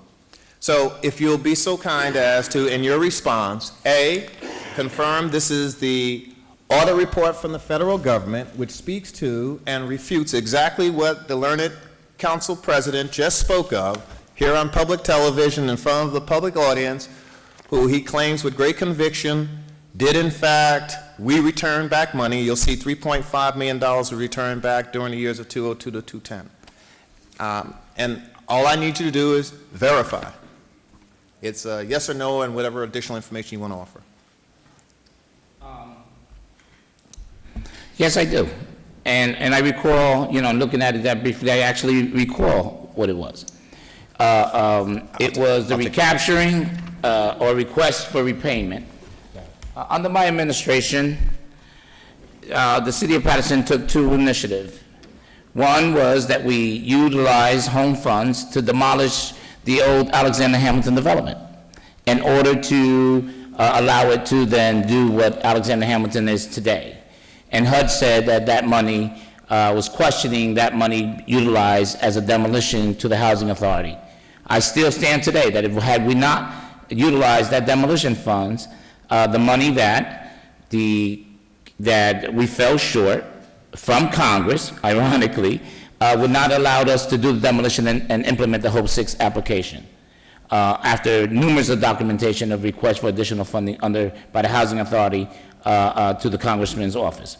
Secondly, I recall that we also utilized CDBG funds to do the demolition of another site which was known as the LaHood property on Belmont Ave. If you ride on Belmont Ave, just like if you ride on Alexander Hamilton old site, you will see a brand new 50 Belmont Ave, which will provide quality public housing, affordable housing for our seniors, with a geriatric center at the first floor. And there too, HUD was saying that because we were able to demolish it and clean the environmental contamination that was there, and utilize that fund, and because then the land was sold to the developer in partnership with the Housing Authority, that they felt that the money that we used to clean the site and clear the site and clean the contaminants and do the demolition and clear the contaminants, that was seen as a profit, and therefore then they wanted us to pay that money back. So in both of those incidents in which we did, had we not utilized the CDBG funds where I felt was appropriately that was represented for the demolition of Alexander Hamilton homes, which it falls within the 6th Ward, and I know that all the residents of the 6th Ward loves that they were finally torn down and see that clean, affordable housing, and the demolition and the cleanup of the environmental site of the LaHood property, which is on Belmont Ave, 50 Belmont Ave. Because of the funding formula, HUD made us pay those dollars back. Madam Clerk, that's all the questions I have. Thank you. Thank you, Mr. Jones. Thank you.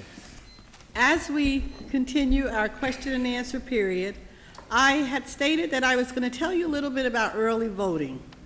If you would like to vote early meaning before Tuesday, May 13th, you may go to the county clerk's office at 401 Grand Street on the first floor.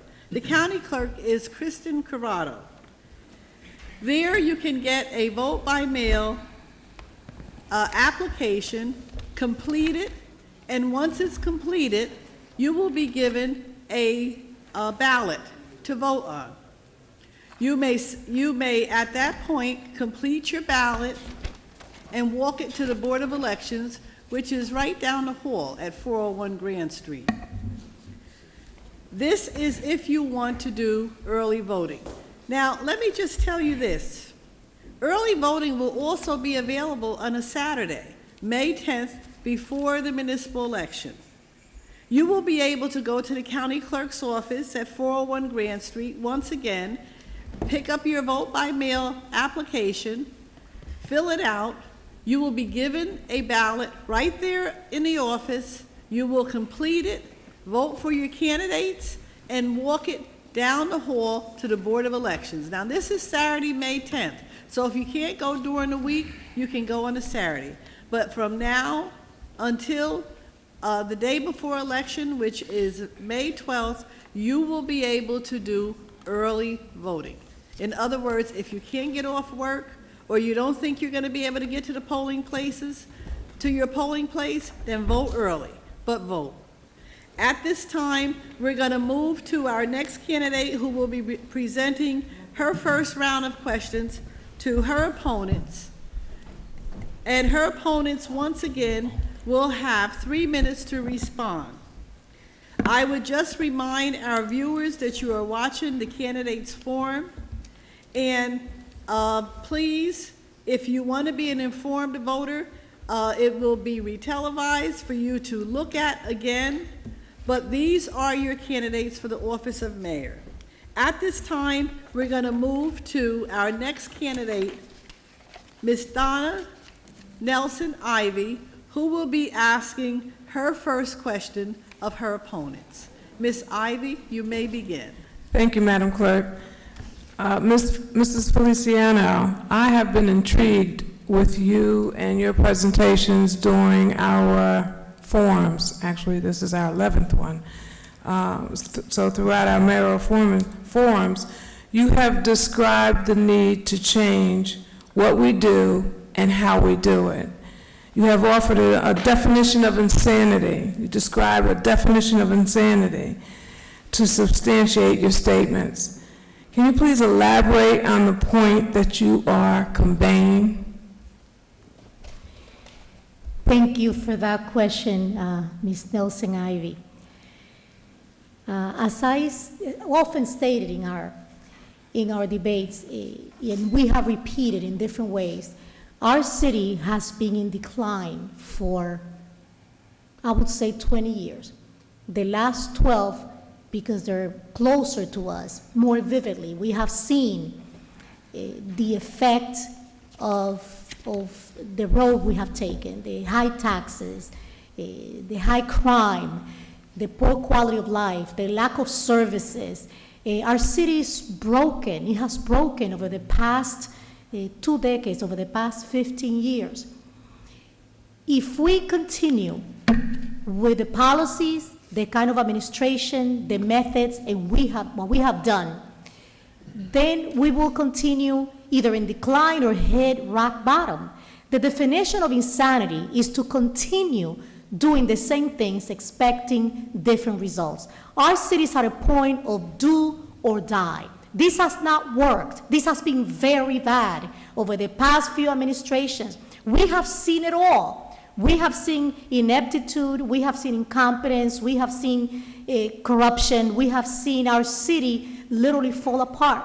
We are at a point of do or die. Do we continue that way? Or do we turn a new leaf? Or do we make a radical change, a complete change, to do things completely different?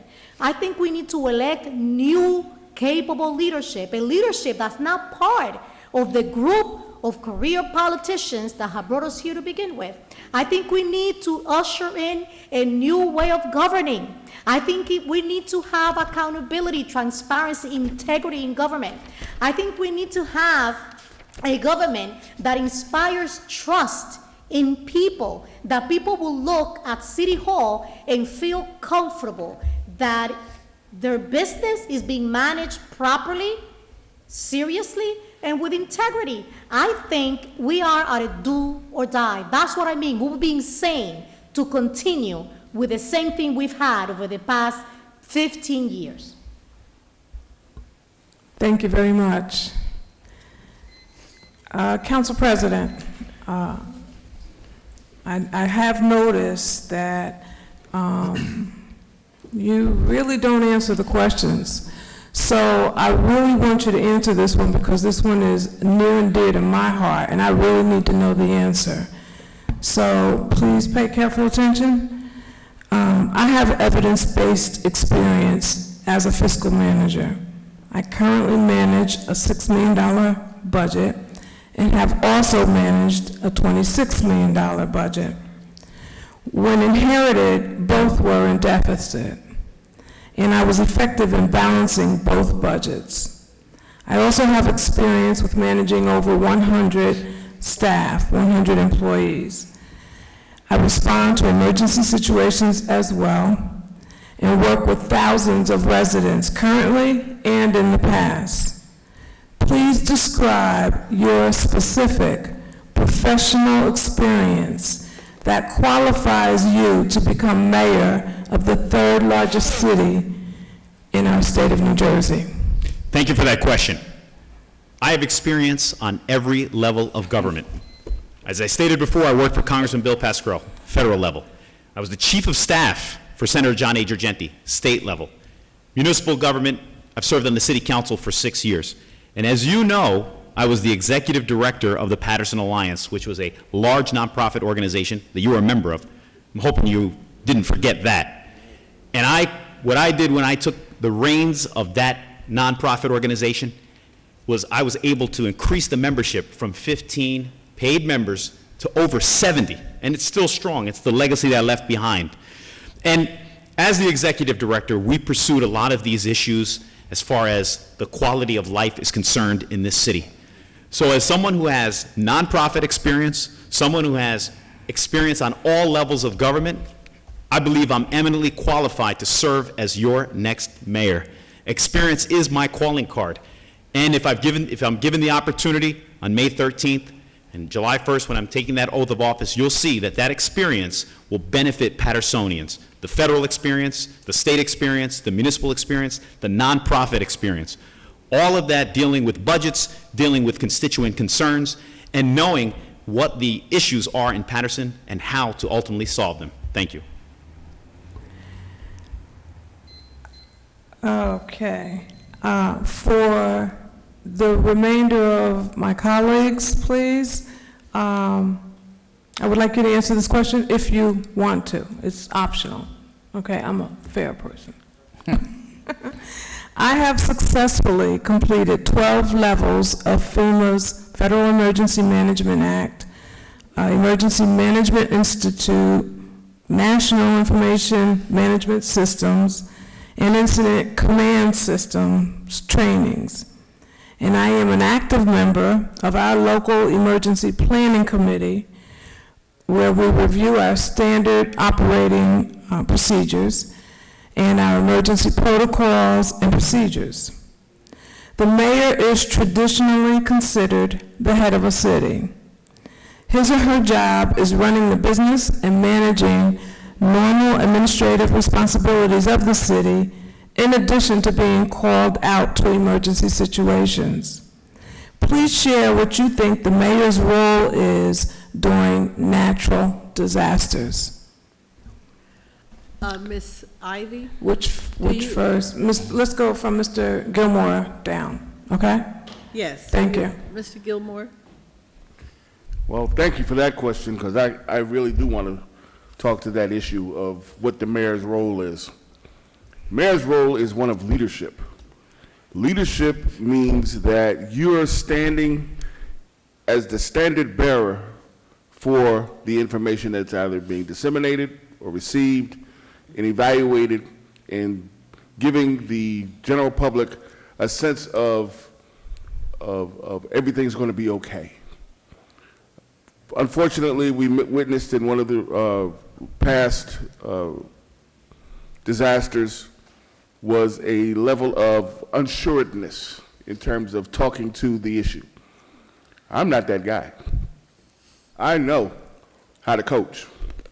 If we're in a situation and it's bad, my job is to be able to put the best face on it, to let people know we're in charge, that we're going to take care of this situation. No matter how dark or how gloomy it may be, there is light at the end of the tunnel under this leadership, providing inspiration and assuredness to people to know somebody's in charge.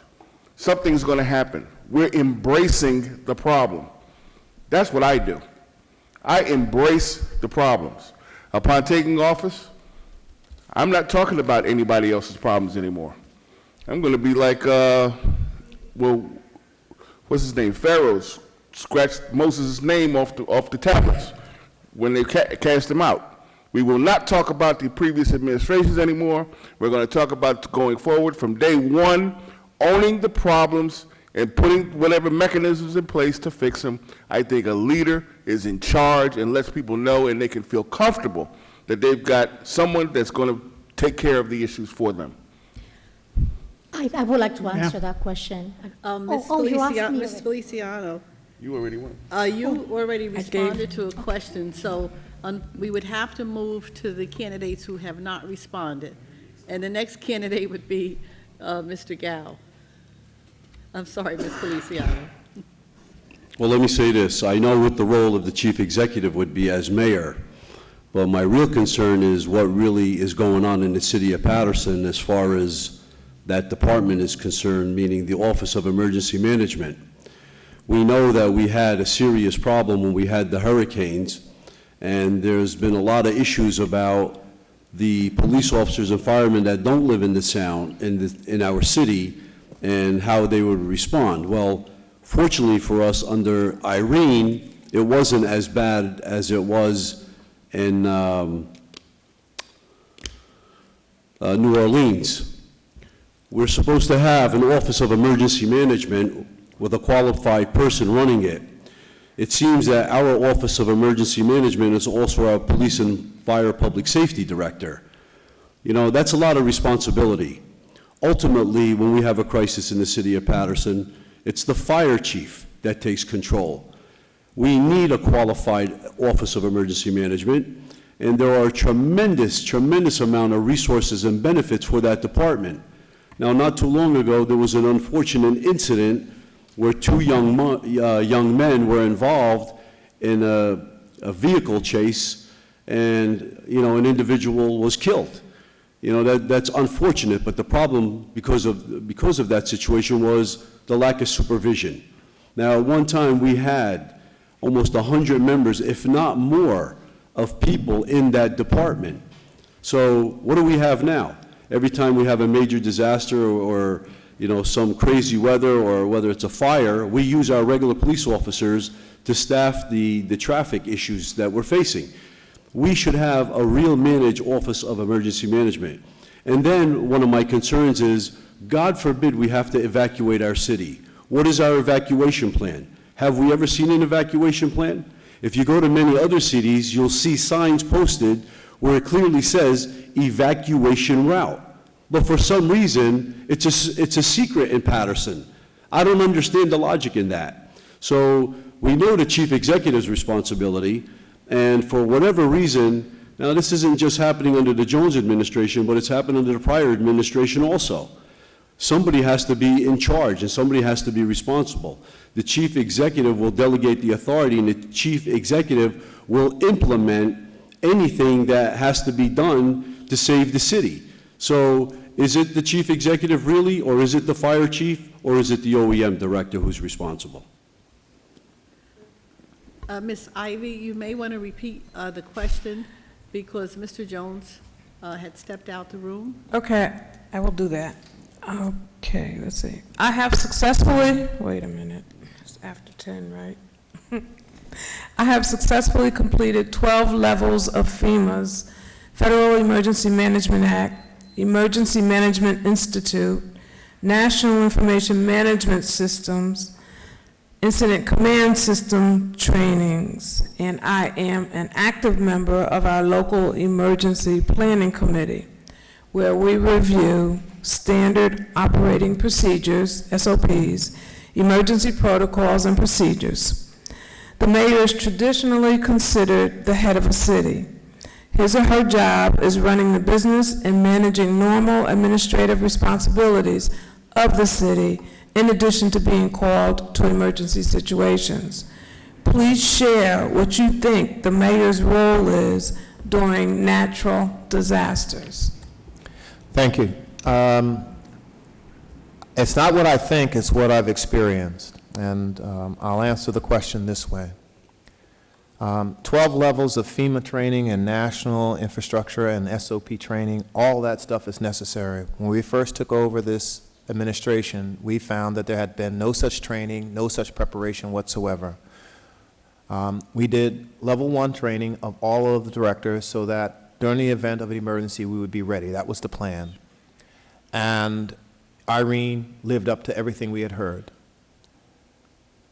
Once and during that process, the training was led by Fire Chief Pastorino with Director Glenn Brown in tow, who is the Director of Emergency Management, along with Ms. Rhonda Thompson.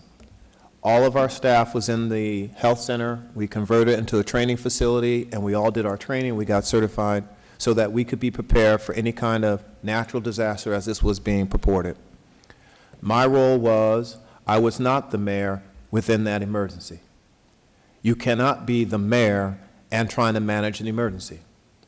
You have the title, but the staff, the coordination of the ROC, and the resources from the county and federal government have to and can only go through the Office of Emergency Management. That individual is the only individual who the Office of Emergency Management, the ROC, will even speak to, and the county. So, as it is wonderful to say what we'd like to do, and I can appreciate wanting to. But when these catastrophes happen, the city's operation still has to happen. The day-to-days still have to happen. If we close down as a result of Irene all of the streets that were shut down and trying to help get families to safe ground and providing them with temporary shelter, that was the emergency condition. When the state police came up and ultimately the president and everybody came up, that was still just the emergency condition. The rest of the city still had to be maintained. So the mayor's role is to have the wisdom and the confidence in the staff and the department heads through training, and to know that they will get the work done. But in this case, to encourage as many certifications and licenses, and I applaud you for continuing to do the effort, so that in the event I'm indisposed, I'm caught into a catastrophe, that the city doesn't go under because the people responsible know their task. And that's why the mayor's role is to be smart enough to let the people in charge and who have the talent and the skill do the work. That's the mayor's role. Thank you. That rolls up to me now. Yes. Yes. Mr. Rodriguez, you may respond to the question. Thank you, Madam Clerk, and that's exactly how you don't do this. Listen, I just have a way of thinking, and I've been successful in my life, I think, on the way I think. I think this is the way you deal with these emergencies.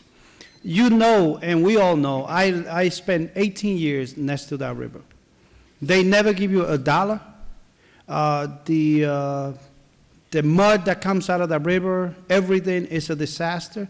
It blocks your whole city for a few weeks or so. We don't have the resources to divert the traffic properly because of the way those bridges are done and whatnot. What you need to do, and what I would do as a mayor, I will call EPA, Environmental Protection Agency, DEP, Department of Environmental Protection, and Street Encroachment. Have a meeting with them right here and tell them what is the necessity of this town. Because what we need to do is not stop accepting these dollars that they give us to buy. We just recently bought about 6 houses, 8 houses, supposedly to knock them down because they're next to the river. But then what happened to the other houses around the river and the little stream that's over by the brownstone and whatnot? Everybody get flooded. Now everybody needs to put high insurance or another insurance in their homes, which makes us less enticing to live in our city. What you need to do as a mayor, you bring those 3 entities here and talk to them and say, hey, look, I need dollars. We need to address the issue of this river. We need to dredge it. We need to clean it. We need to make the flow a little faster. Why they doing it in Newark? Why they doing it in Belleville? Why they doing it all the way up to Passaic? You see the dredges there? You see the crane there? Why they don't come to Patterson and do it? We need to step to the plate, call the state, call the feds, and have them come over here because our city is being dilapidated. All that river corridor is a beautiful real estate. However, it just don't worth anything because of the flood issue. It's a problem. We need to address that issue. And the issue is not by having firemen bringing people out of their homes. The issue is you need to clean up the flow of that water a little deeper. You know, they did it in the Hudson River, and they did it elsewhere. Why cannot it be done in the city of Patterson? At the same time, we can take advantage of that river and have some eatery around and so on. But right now, the way it looks, it's just like our city, the half of our city, the heart of our city, just don't worth $1 because of the insurance, extra insurance that you got to pay on your property, and at the same time, the mud and all the smell and all that stuff that comes out of the river. Thank you. Thank you. Mr. Torres? Yes, Don, I commend you for that question. It's it's to the core of what good governance and what a office of the mayor is to do, and how they respond in a time of tragedy and a time of emergency. Most of you may recall, it was right after 9/11. The nation wasn't the same. We lost one Pattersonian to the strike on the towers. And so there was numerous of things that were now mandated, whether it was from Homeland Security, and Donna, I got my certification in FEMA and Homeland Security through the state police. And then there was additional training that I went through the International City Managers Association, and also received my certification. I think there's a number to that certification. I want to say it's like a 900 to that effect. And I have the certificate somewhere in the box to show for it. But the fact of the matter is that we then had to go into a mode. I recall mailing an emergency preparation kit pamphlet to every resident in the city of Patterson of what to do and how much dry food to have and water, et cetera, immediately after that occurred. I also recall that we went into a preparation mode, and we started, the state and the federal government started making some monies available through Homeland Security, and we were the recipients of various grants. For example, we received the mobile command center that has a telescope that went in with the camera to zero in on it, that's at the command scene. That was purchased with a grant that we were able to receive. We also, and I'm sorry that the mayor doesn't recall, but Mayor, we had an emergency operations center. The original one was at the firehouse station on Temple Street, and then that was moved, and it's in an emergency. All department heads are to convene, because it's every department head who is required to write an appendix, an emergency preparation appendix. And that is to be filed with the County Office of Emergency Management, which is ultimately filed with the State Office of Emergency Management. And those booklets are done. And that emergency management was at 60 Temple Street. The computers, the laptops, everything was there, so that just in case something even happened to this building. And lastly, I'm glad to say that we received one of the largest SAFER grants, and we're building, under my administration, and we're building a brand new firehouse that's going to house the brand new Office of Emergency Management on McBride Avenue. Thank you. Thank you, Ms. Ivy. That concludes Ms. Ivy's first round of questions to her opponents. As we're preparing for our next candidate who will present his first round of questions to his opponents, we will just remind all our viewers, all our election information is also available in English and Spanish. All our election offices have bilingual staff members. If you have any question regarding elections, you may call the Office of the City Clerk, which is my office, at 973-321-1310. You may call the Office of the Superintendent of Elections at 973-881-4515. And you may also call the County Clerk's Office, which is the number is 973-225-3632. You will also see many of the notices that I've talked about this evening advertised in papers that are distributed in communities throughout the city of Patterson.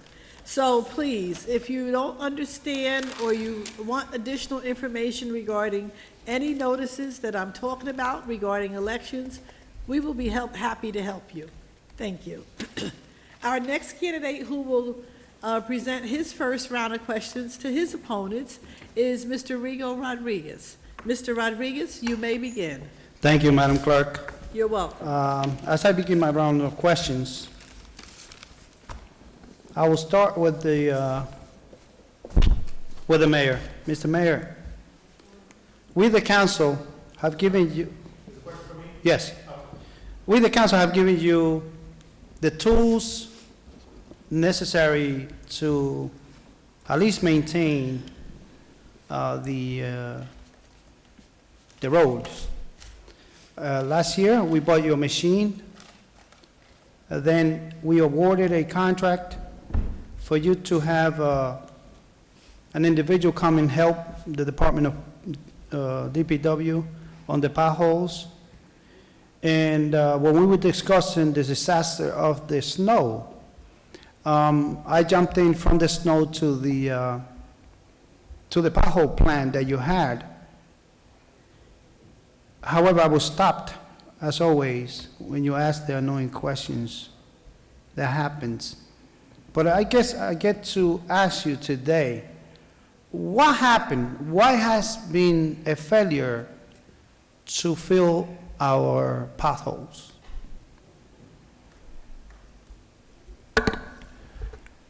Is that the question? I'm just asking, Council. Yes, it is, sir. Okay. Well, then I have problems. I'll answer, because it pretty much verifies that you really don't understand what your role is on council. And let me let the public know.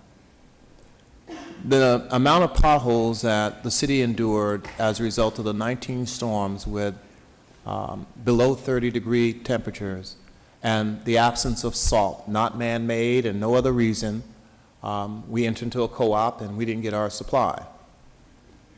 Do I believe that there was some shenanigans? Absolutely. But to answer the question, when you are overwhelmed and when the state of New Jersey and the federal government declares that each city, us included, needs to look at additional resources because we had all exhausted our budgets, then you have to go through the normal process of legislation.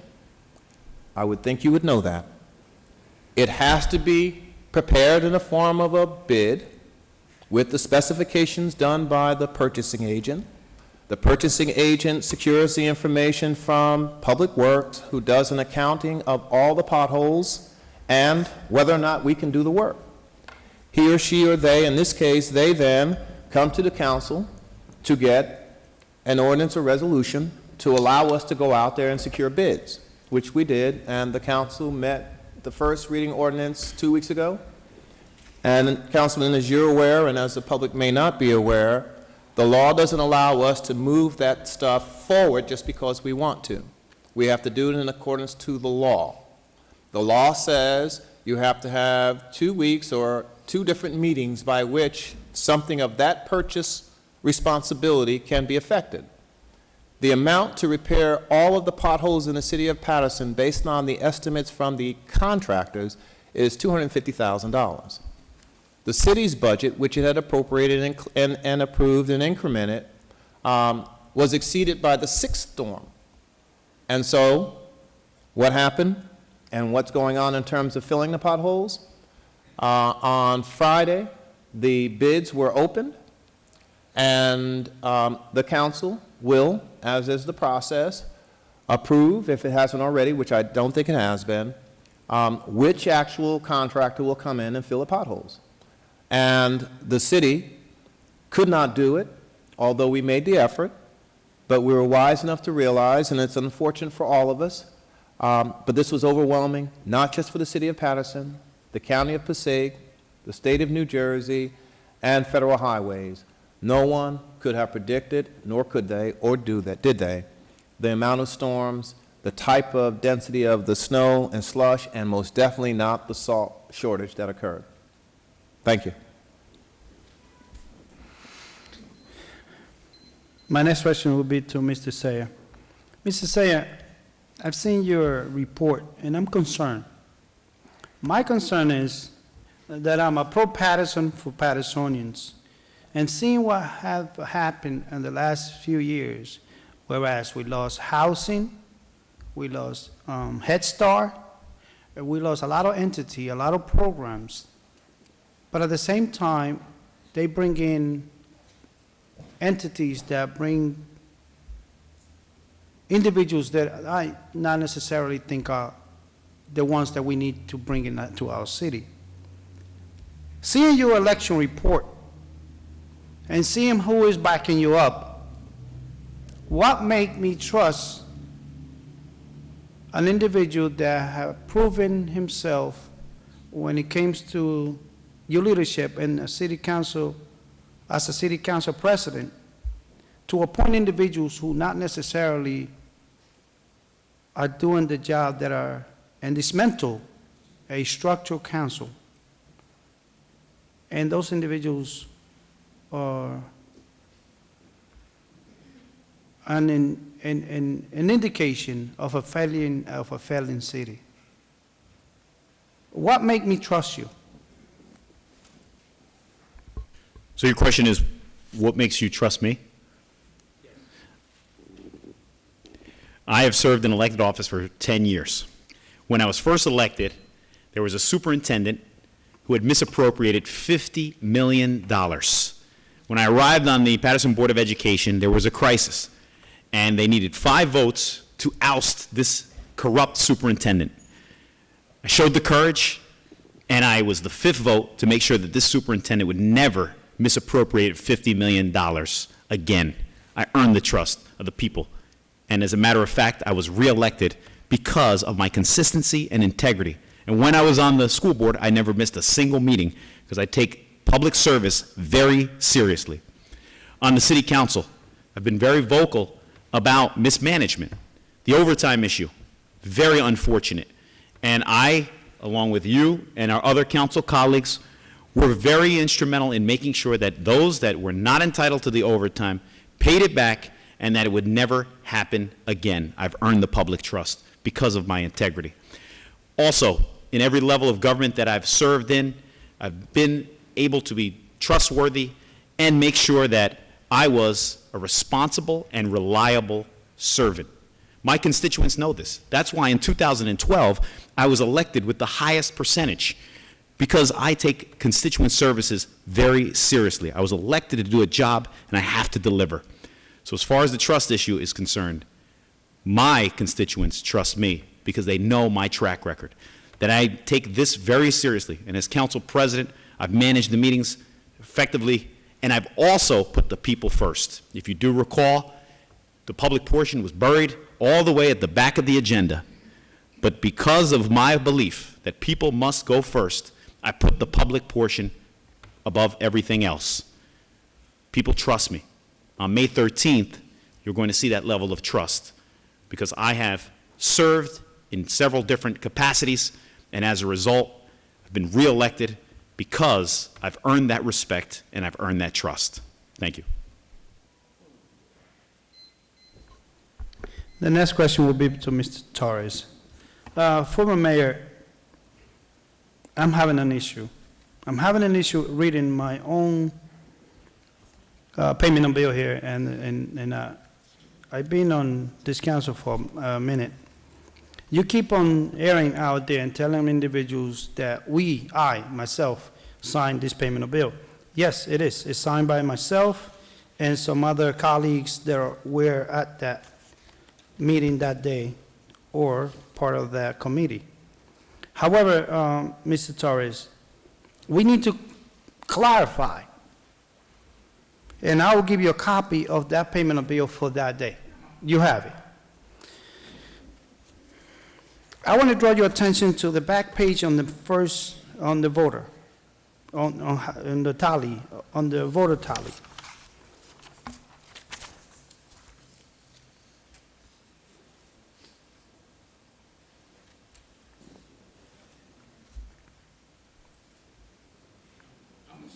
You're listening, all right. I just want to draw your attention to that. I want you to tell me, where is this check under? Because it's not under general government, administration, finance, law, public safety, public work, community development, human services, library, other statutory expenditures, community developments, capital funds, dedicated revenues, grant funds, off-duty police, petty cash. It was only $4,000 some dollars in petty cash. Clothing allowance, that day were none. I want to know, where is this check coming under? How did it go through us that is not, as we do it regularly, that it would have been an offline check or voucher, would have given us a separate sheet of paper that specified what was this funds utilized for? Councilman, this is clearly reflects the lack of knowledge in government. It also displays a lack of understanding of the process. The copy of the document that you signed, and I think for the record you should indicate that it was also signed, you signed as a member of the Finance Committee.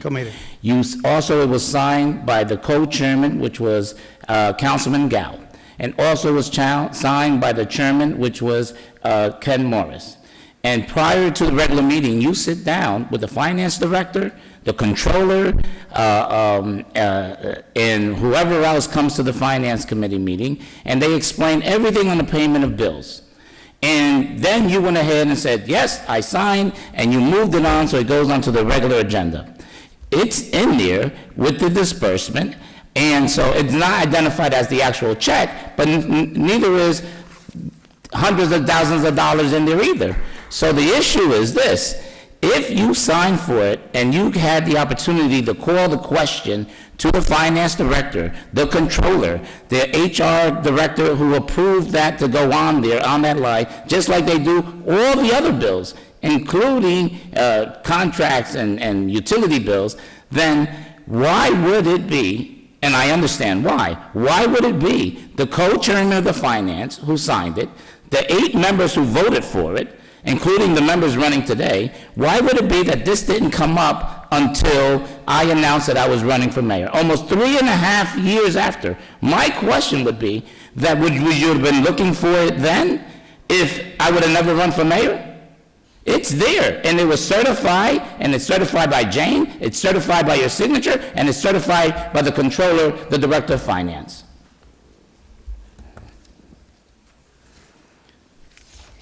Mr. Cao, I have a question for you.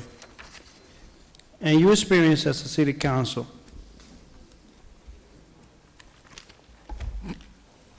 and you sit in the back, go through the payment of bills, and you have a offline checks that tally X amount, what would be the process? Thank you, Councilman. Well, you just heard the mayor say it was in there, in the payment, former mayor, it was in the payment of bills. It's not, this is the problem. Those offline checks, when they come before the finance committee, that's once the check has been approved by the appropriate authority, who is usually the mayor and the finance director, because both their signatures are on it. Then they ask the finance committee chairperson if he would sign off on it. What I find ironic about how the mayor keeps talking about that I signed off on it, the present mayor signed off on it, Councilman Saya, and so on. This is the furthest thing from the truth. When that payment was brought to the finance chairperson, one of two things happened. Either they said to him, Mr. Chairman, we have this payment, a bill that has to be approved by you, and the appropriate thing would be to highlight exactly what it is. There are many occasions when the finance director or acting director does not do that. Now, at the same time, it would be prudent for the chairman of finance to say, well, what is it for? We as members approve these things only as payment of bills when they come in the general scope of the total payment of bills. At no point, as far as I know, who the chairman at that time, Councilman Morris, was not told that. And at no time did the chairman of the finance committee call the members and say, listen, there's this offline check that needs to be paid. So that was not done. What they did was they put it in the general group of the payment of bills, where it might be $2 million or $3 million, whatever the case may be, but not highlighting something so small. So what happened was, and they clearly know, that should have brought to the attention of the people paying those bills, but that's not what happened. They snuck it in, they put it in the pile as total payment of bills, and it's, of course, signed by the finance chair, Councilman Morris, myself, who was co-chair, Councilman Saya, who was a chair, who was a member, and I believe one of the other members. So that's what we do. But at no time, the mayor keeps trying to justify that he was entitled to something that he was not. He had a salary position, the DCA has declared it was unethical, it was unmoral, and it will never happen again. So Mayor, enough is enough. You know what you did, you took a check that you weren't entitled to, and you got away with it. And now everybody wants that money back, and the appropriate thing for you to do is return that money once and for all. Madam Clerk, that will conclude my line of questions. Yes, Mr. Rodriguez. Mr. Rodriguez has concluded his first round of questions to his opponents. We will be moving forward with our first round of questions by our candidates. We will be moving to our next candidate, Mr. Andre Saya, who will have an opportunity to ask his first question to his opponents. I just would like to remind all the candidates that they have 3 minutes to respond to the questions. Also, if there is a clarification of a question, your opponents may ask for a clarification. Mr. Saya, you may begin. Thank you, Madam Clerk. Mayor Jones, over a year ago, you went to India. We don't know much about what happened in India. You failed to present a comprehensive report, although I've requested one. And years prior, Chinese investors came to Patterson. Still don't know what that developed into. Mayor Jones, you went to India, some Chinese investors came here, but how has Patterson benefited by any of that? Well, thank you, and I'm glad you were paying attention, but good question. First and foremost, let's start with the rules of the mayor responding to the council, as we talked about before in terms of Faulkner. The Faulkner Act does not say that the mayor has to respond or inform you, who was asking the questions, and it was a fair question. If I'm leaving the city to go and try to look at investments, I can understand you wanting to know. Obviously, you were doing it for political reasons rather than for the sake of the investment of the city, because everywhere else, including the United States government, found the trip to India for Select USA and road shows to be a benefit. Your question is, and China, Chinese investors coming to Patterson, has it proved fruit? Well, at this point in time, other than regular meetings and correspondence and our 10th, 11th delegation from China coming here, the city of Patterson, through me, being invited to return to India for the 50th anniversary of the Diamond Center, one of the places we visited, I would say it has not manifested itself into a factory building being built, nor a solar panel. I would say that the city of Patterson has not traveled outside of New Jersey or the United States since maybe 100 years ago. So I'm one of the first to take the chance and the risk to go and look at bringing foreign investment to the city. It takes time. I don't know what time it takes, but it takes time. And I'm very hopeful that in the future, as we continue our progress in looking at outside investment, building on the diversity of the city of Patterson, that we will see some of these things bear fruit. But I would direct you, Councilman, and anyone else, to be real clear on Faulkner. There is no provisions in Faulkner or our charter for the council through any committee to take a look at investment, foreign or otherwise. So your request that you've most definitely placed in the public record as something you requested, you and I both know, and I would ask anyone else to take a look at it, you never had the authority. The question you asked, you could have just simply asked me and I would have shared with you, but you obviously have not gone to the website since to see the information. But outside of that, I'll stand on it again. The city of Patterson cannot move forward if we're expecting folks to come just from Washington or people who we like to drop names about in order to move the city forward. We're going to have to take some innovative approaches, and going abroad is one of the best ones I can think of. And I will continue to suggest that and work on that endeavor, again, because we have 52 different nationalities and ethnic groups, so we have 52 different nations by which we can create business. Thank you. Thank you. Former Mayor Torres, in your opening remarks, you talked about how you're committed to combating crime. But when you were mayor, you were quoted several times in the Herald News, and it demonstrated not only the fact that you can appear to be soft on crime, but also clueless on crime. And I quote from the Herald News, August 13, 2009, "Tell your loved ones, don't hang outside of the house. Get them inside the house so they're not the target of a stray bullet," as quoted in the Herald News on August 13, 2009. Another occasion, September 29, 2009, dealing with violent crime again. We have a problem, and I don't think it's something we can govern or police ourselves out of.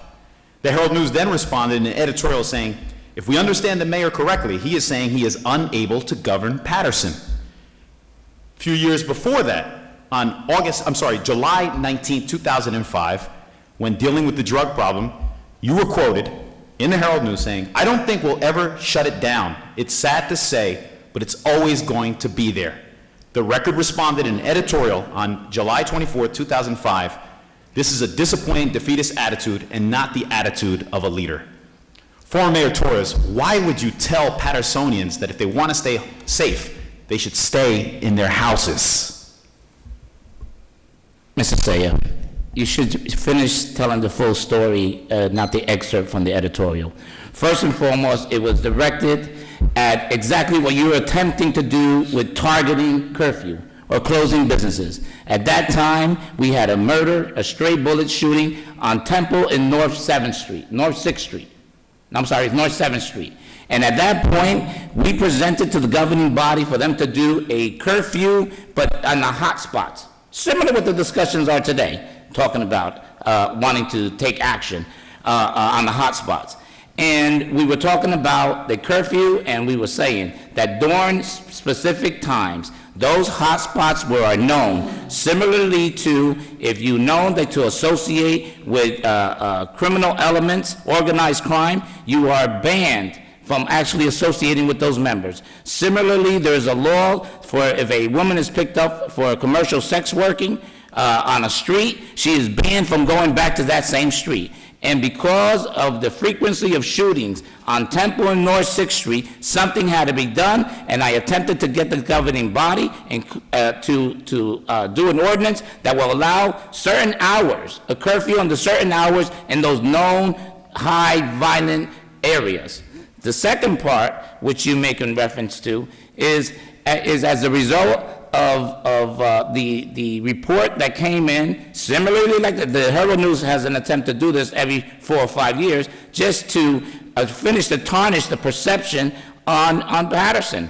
They talked about chasing the drug trade, and sure enough, the question was, the social ills of drug addiction, as it was discussed today and various topics by the candidates, cannot be policed. That is something that we have to address through prevention and actually giving them help with drug prevention clinics and rehabilitation. We cannot police addiction. And the third part was that we needed to go ahead and strengthen our borders with police as it relates to traffic, so that if there is no demand for the drugs, then you don't have a market to sell it. So that was the spirit of what the conversation was in those 3 editorials. However, for your position, Johnny-come-lately position on crime, you opted to just take excerpts from a newspaper that preys off of the crime that is cultivated in Patterson for the purpose of selling newspapers. Thank you, Madam Clerk. That concludes my line of questioning for this round. Thank you, Mr. Sayed. Our next candidate who will present his first round of questions to his opponents will be Mr. Jose Joey Torres. Once again, we are in our question and answer period at our candidates forum for the office of mayor. You are hearing from our candidates. There are 8 candidates for the office of mayor. And this evening, as you tune in, you will hear from, and you will continue to hear from, all of the candidates who are here this evening. At this time, we will present our next candidate, who will certainly present his first question to his opponents, Mr. Jose Joey Torres. Mr. Torres, you may begin. Thank you, Madam Clerk. The first question will go to former Councilman Aslam Gao. Councilman Gao, you talked about mismanagement within the law department, or revamping of the law department on numerous occasions if you're elected. However, a lawsuit that you instituted against the city of Patterson, which the prosecutor's office dismissed the ticket, a traffic violation, a ticket, dismissed it. over a chase, that the lawsuit has cost the taxpayers over $750,000 in legal fees, which you have lost on numerous and still appealing. And you could have settled it for $25,000. But yet you were asking the city of Patterson to pay you over $1.2 million as in compensation. Why would you ask the taxpayers of the city of Patterson on a frivolous lawsuit that you could have settled once the ticket was dismissed on the legality, or settled for $25,000, but yet cost the taxpayers $750,000 and still going because of the fact that my understanding is you're appealing it to the Third Circuit Court of Appeals? Well, it's about time we're going to clear the air on this question, because you initiated this, Mayor. You failed to make the Patterson Police Department accountable in that incident. The Patterson Police Department's behavior that night was reckless. A major crime was committed. I did what I do instinctively. I pursued those individuals. You went as far as taking a video off a building and calculating my radio transmission to issue me that summons. Never in the history did anybody go so far, get a video off a building, calculate my rate of speed by a radio transmission, and issue them a summons. That was all orchestrated by yourself in retaliation for me supporting Larry Spagnola at the time. The prosecutor's office stepped in and said, if anything, the man should have been hailed a hero, but you guys didn't know when to draw the line. Now, the real issue is this, because it's going on as we speak, and I will conclude those comments in my closing remarks tonight. I have an expunged record. When I was 19 years old, 3 decades ago, I made a mistake, and I cleaned up my act. I made a mistake. I'm entitled to a second chance, and that's what I did. I cleaned up my act. But you and your administration with the police department, okay, conspired and you accessed my records. That's what happened, and that's why I sued you for $1.2 million. In addition to that, the law firm I hired worked in conspiracy with you, made all the wrong statutes, and I lost that case in a summary judgment. Then after I appealed it, you guys wanted to settle. I didn't accept your settlement because you cost me a lot of money too. To date, as far as I know, you cost the taxpayers over $500,000 with your hand-picked law firms. Enough is enough. Your recklessness, your law department, the mismanagement, you have spent millions of dollars going after people and personal vendettas. Spagnola is a perfect example. His son and the officers that were with him, how you retaliated against them, how many millions you have cost the city. It's you, Mr. Mayor. So why you want to try to turn it around and try to make me look like the bad guy? I did what anybody else would do. You violated my civil rights, and that was the only recourse I had. You could have created that accountability. You could have straightened it out, the police department, and you should have fired those members, starting with your chief of police, and you were even sued later on by Patterson police members, and you were found guilty, and you and Chief Whittick had to pay back a significant amount of money. So enough is enough. That's why I talk about corruption, and these are the concerns. The average taxpayer doesn't understand and has no idea of what you do and how you've done it and how you've destroyed a lot of lives. Thank you. Maria Teresa, you indicated that your family arrived in Patterson in 1967. Records show that, and in your comments, you said that you referred to about a year and a half ago. Records show that you actually moved back to Patterson about a year and a half ago. I welcome you as a neighbor, though, on our block. But why, after so many years, you opted to move back to Patterson and never held an elected office and want to run for the office of mayor? Is your question why I moved back to Patterson, or whether I have held elected office before? Which one is it two? Why did you rent to move back to Patterson because this is- Without, and running for mayor because, never holding a public office? Thank you for that question. My family came to Patterson in 1967, and I grew up in what used to be the Italian section of Patterson. I went to Kennedy High School.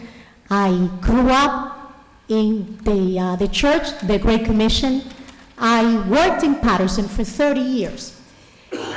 Something that I wish we could prevent, which is when parents have young children and need to leave the city because they have to go and search for better education, for a better environment for their children, I did. I moved out of Patterson for those reasons, the same way many couples do, and something that we hope doesn't have to happen in the future, because the Patterson that we want to build should be a reflection of what it was 30 years ago, only better. We should be able to have a city that is safe, that is vibrant, that provides jobs for its citizens, where parents are happy to have their children grow up and go to school. One of the reasons why I'm running for mayor is because I think Patterson should be that Patterson, because our city deserves to be in much better condition, because our city should be, as it deserves, the third largest city in the state, Silk City, that elegant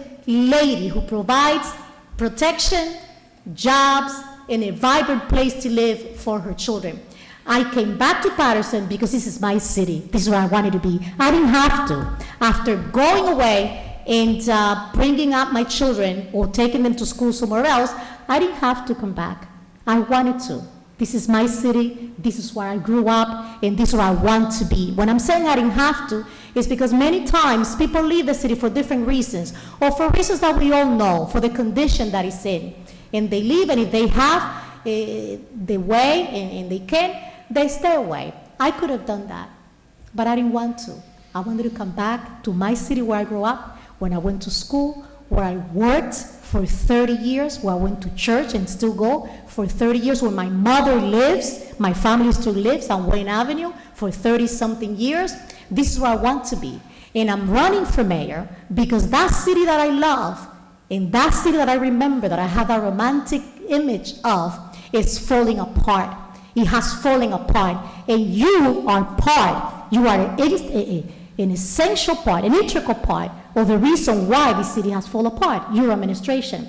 So I came back because this is my city, because it's where I want to be, and because I intend, and I wish, if the voters entrust me with the responsibility to do it, to lead it and get it out of the condition that it's in, because we can, and because we should, and because it's time that we say, stop, enough is enough, enough of what we have heard. It's time to take our city in a new direction and do it with new, capable leadership. Ms. Feliciano?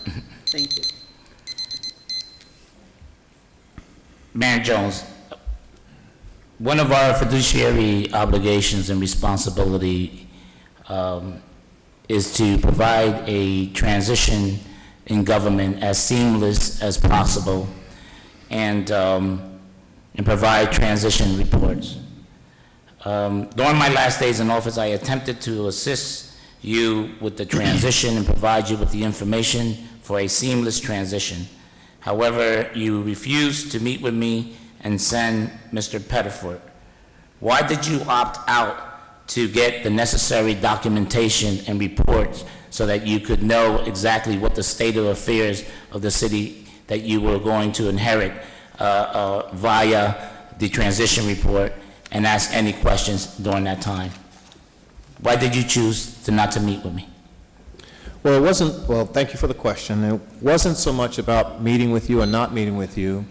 I think, I can't really recall, but in retrospect, and I'm glad that you asked this question, as a result of your transition document, the Personnel Policies and Procedures Manual, it caused this current administration and the city significant impacts with the DCA. It was the hiring of the then personnel director, Mr. Fuentes, who had no real knowledge that I could determine, nor have we been able to determine, nor have we been able to get out from underneath in terms of our current administration and the city, because that document was completely flawed. It was the information that we were able to ascertain, such as during emergencies, how we separate FEMA-based activities from normal payroll. It was how we wind up hiring 200 police officers with no apparent record. So, meeting with you would not have, that, to my knowledge, made much difference as to the information we received and how broken and incomplete it was. Particularly, it did not mention, and we didn't find it from you, it did not mention the package that you had received, nor members of your staff. So the transitional document that you refer to, which I guess congratulations that you did it, but it is a document of transition that you wish to impart as being things for the subsequent administration to move forward. I doubt it, and the document still exists.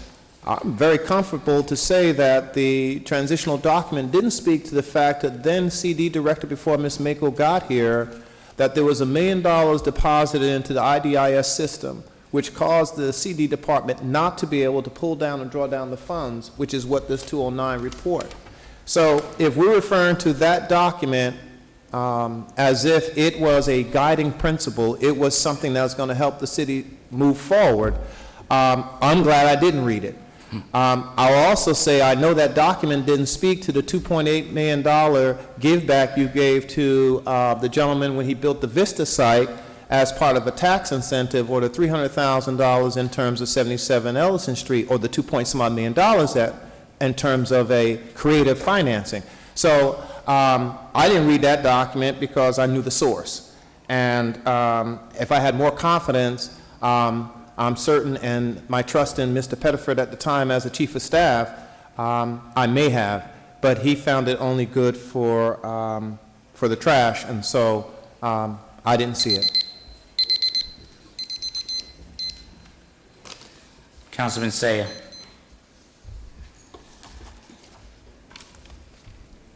You stated that you sponsored a pay-to-play ordinance, and yet elect records show that you have received over $4,000 in contribution from a city vendor who coincidentally contributed $40,000 to Bill Pasquarel's lobbying firm, and in exchange, as council president, and although you didn't vote for it, you added on the agenda a resolution awarding the contract to the same vendor for over $400,000.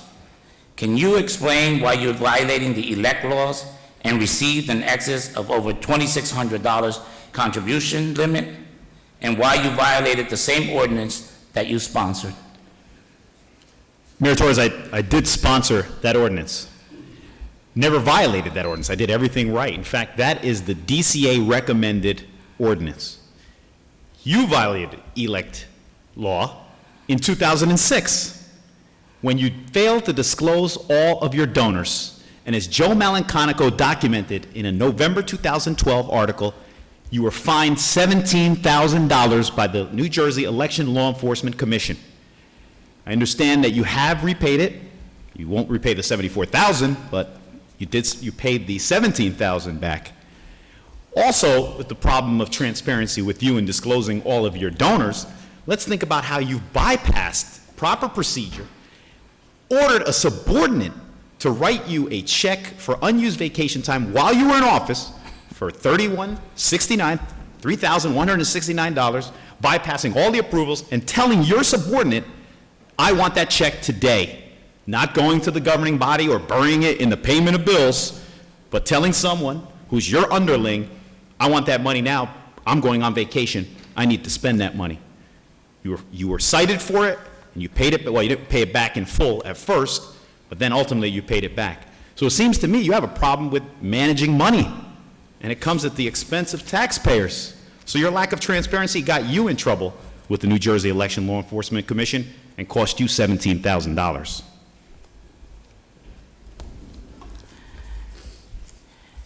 Thank you. Councilman Rodriguez, Present. why have you opted out of answering the questions as posed by the North Jersey Herald News or /PattersonPress.com that will enable the residents to clearly understand, if you really understand, what governance and the role of a mayor and how to run a city, with the questions that were posed on the concerns that are in the city of Patterson. Well, it's not that I have opted out. I had an email, and they keep on bouncing back. They're not the only one that have called me and said, look, I'm trying to email you this, and it bounced back. I don't know the technicality of that. I have responded to one or few questions. So the other questions I haven't responded to because by some type of coincidence, the gentleman calls me usually, or I don't know if he calls all the candidates like that, but an hour or two beforehand, he calls you. I think it expires at 4 o'clock. At that time, I'm out there, you know, crossing kids and doing all that stuff. And sometimes I have responded out of my phone. And I don't think that, I think for me to answer a question and not answer it correct, I rather don't answer when it comes to writing it down. So this phone, sometimes you out in the streets and somebody's telling you something else, and I'm not in front of a desktop, so I don't write it. And that's basically what had happened with me and some of those questions. But it's not because I don't understand government. I've been here. I was your deputy. I resigned out of your administration because I understood that government should be leaning towards helping people in general, leaning towards having understanding on what really bothers our community, leaning towards how is that and why is that the same Herald News keep on and putting where's the best heroin, where's the best crack, where's the best whichever drug out there, and then we don't address it. Why is it we don't pinpoint those places? Why is it? I think as a mayor, the first thing I would do is address the common denominator that really put our city where we at. And one of them is the crime. And why do we commit the crime? I keep on saying, I come from, you know, from the bottom. I'm glad to be here. I could have been killed. I've been through so much stuff in my life. Running on Summer Street, Rosa Park, Marion Street. We moved every 6 months. We had no money. But that's what I bring to this council, and what I brought to this council, and that's what I bring to the mayoral office. Understanding on why we need to put more programs in our city that address the issue of poor people. Not like what you see here, people getting all these donations and responding to somebody else's interests. I respond to the poor people of Patterson, those who don't have a license, those who have a license but don't have a car, those who rent an apartment. Mr. Rodriguez, you must cease speaking. Thank you. Mr. Gilmore, during my administration, HUD recommended that the city's Section 8 program be transferred over to the Housing Authority. This current administration has been fighting to get return of the Section 8 program return it back under the Division of Housing within the City of Patterson structure. If you're elected mayor, which alternative would you choose? Well, thank you for the question, and I have some mixed emotions on this particular question because when the Section 8 was transferred over, it was because of a lack of performance or the inability to get it done. Or I believe there was also some people that were arrested for malfeasance in that time frame.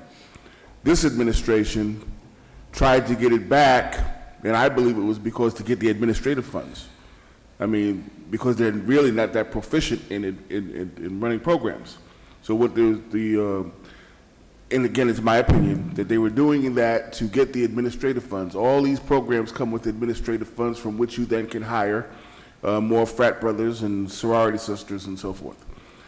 I believe that under a competent administration, it should be back in the city.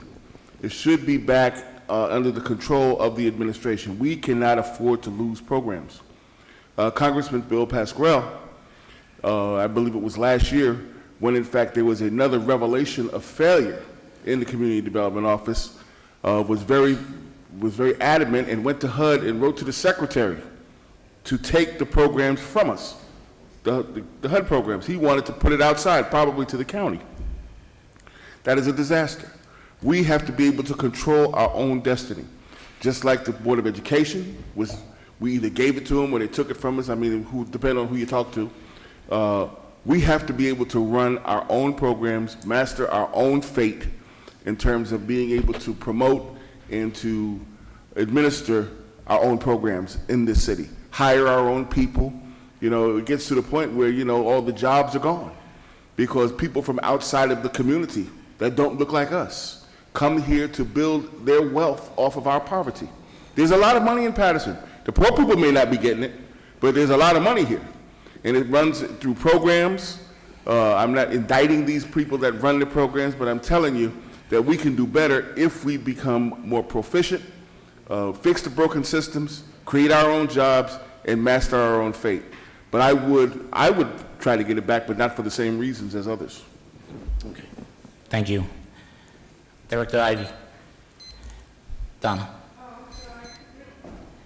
Yes, sir. Under my administration, the city participated in a pilot program which was somewhat controversial as it relates to needle exchange as a way and a form of reducing the spread of HIV. As the chief executive, you were elected as the chief executive officer of the city and also as the executive director of the HARPA funds. Would you continue this program of needle exchange as a form of reducing the spread of HIV, or would you opt out to another alternative? Well, first of all, Mr. Mayor, I am also the director, the department head for the Ryan White program. So the Ryan White program is one of my divisions, and we do get federal dollars from through the congressman, as you know, and it's close to $3.5 million, and we spend our money. It doesn't go back. As a result of that program, we fund many agencies, several agencies in terms of their medical care, dental care, case management services, as well as the needle exchange program. I think that we have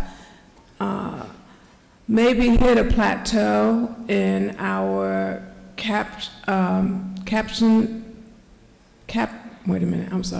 our area, our TGA, which is our governmental area assigned to us, which is Patterson, Bergen, and Passaic County. So, however, I think that we still need to do more work because I think that there are individuals that are HIV positive and don't know it. So I would continue the program because the programs that we have in Patterson are members of our Ryan White division, so we can monitor that program, and we've been doing pretty well with that, fairly well with that. There's always going to be mishaps. There's always going to be, I know that on Broadway, there was an issue with the syringes being right there because of one of the programs not being that far away, so people would go there. So there are some issues, but we need to kind of take a look at them thoroughly and address them so that we know that it is benefiting our citizens. And I have a soft spot for that particular program as well, because my husband passed away from AIDS. So I know what that is. I know what that means. I know what that feels like, and I know that pain. So I fully support the Rhine-White program, as well as any other programs that we can introduce to help support the needs of that population. Thank you. Thank you. Thank you, Mr. Torres. That concludes all our candidates' first round of questions to their opponents.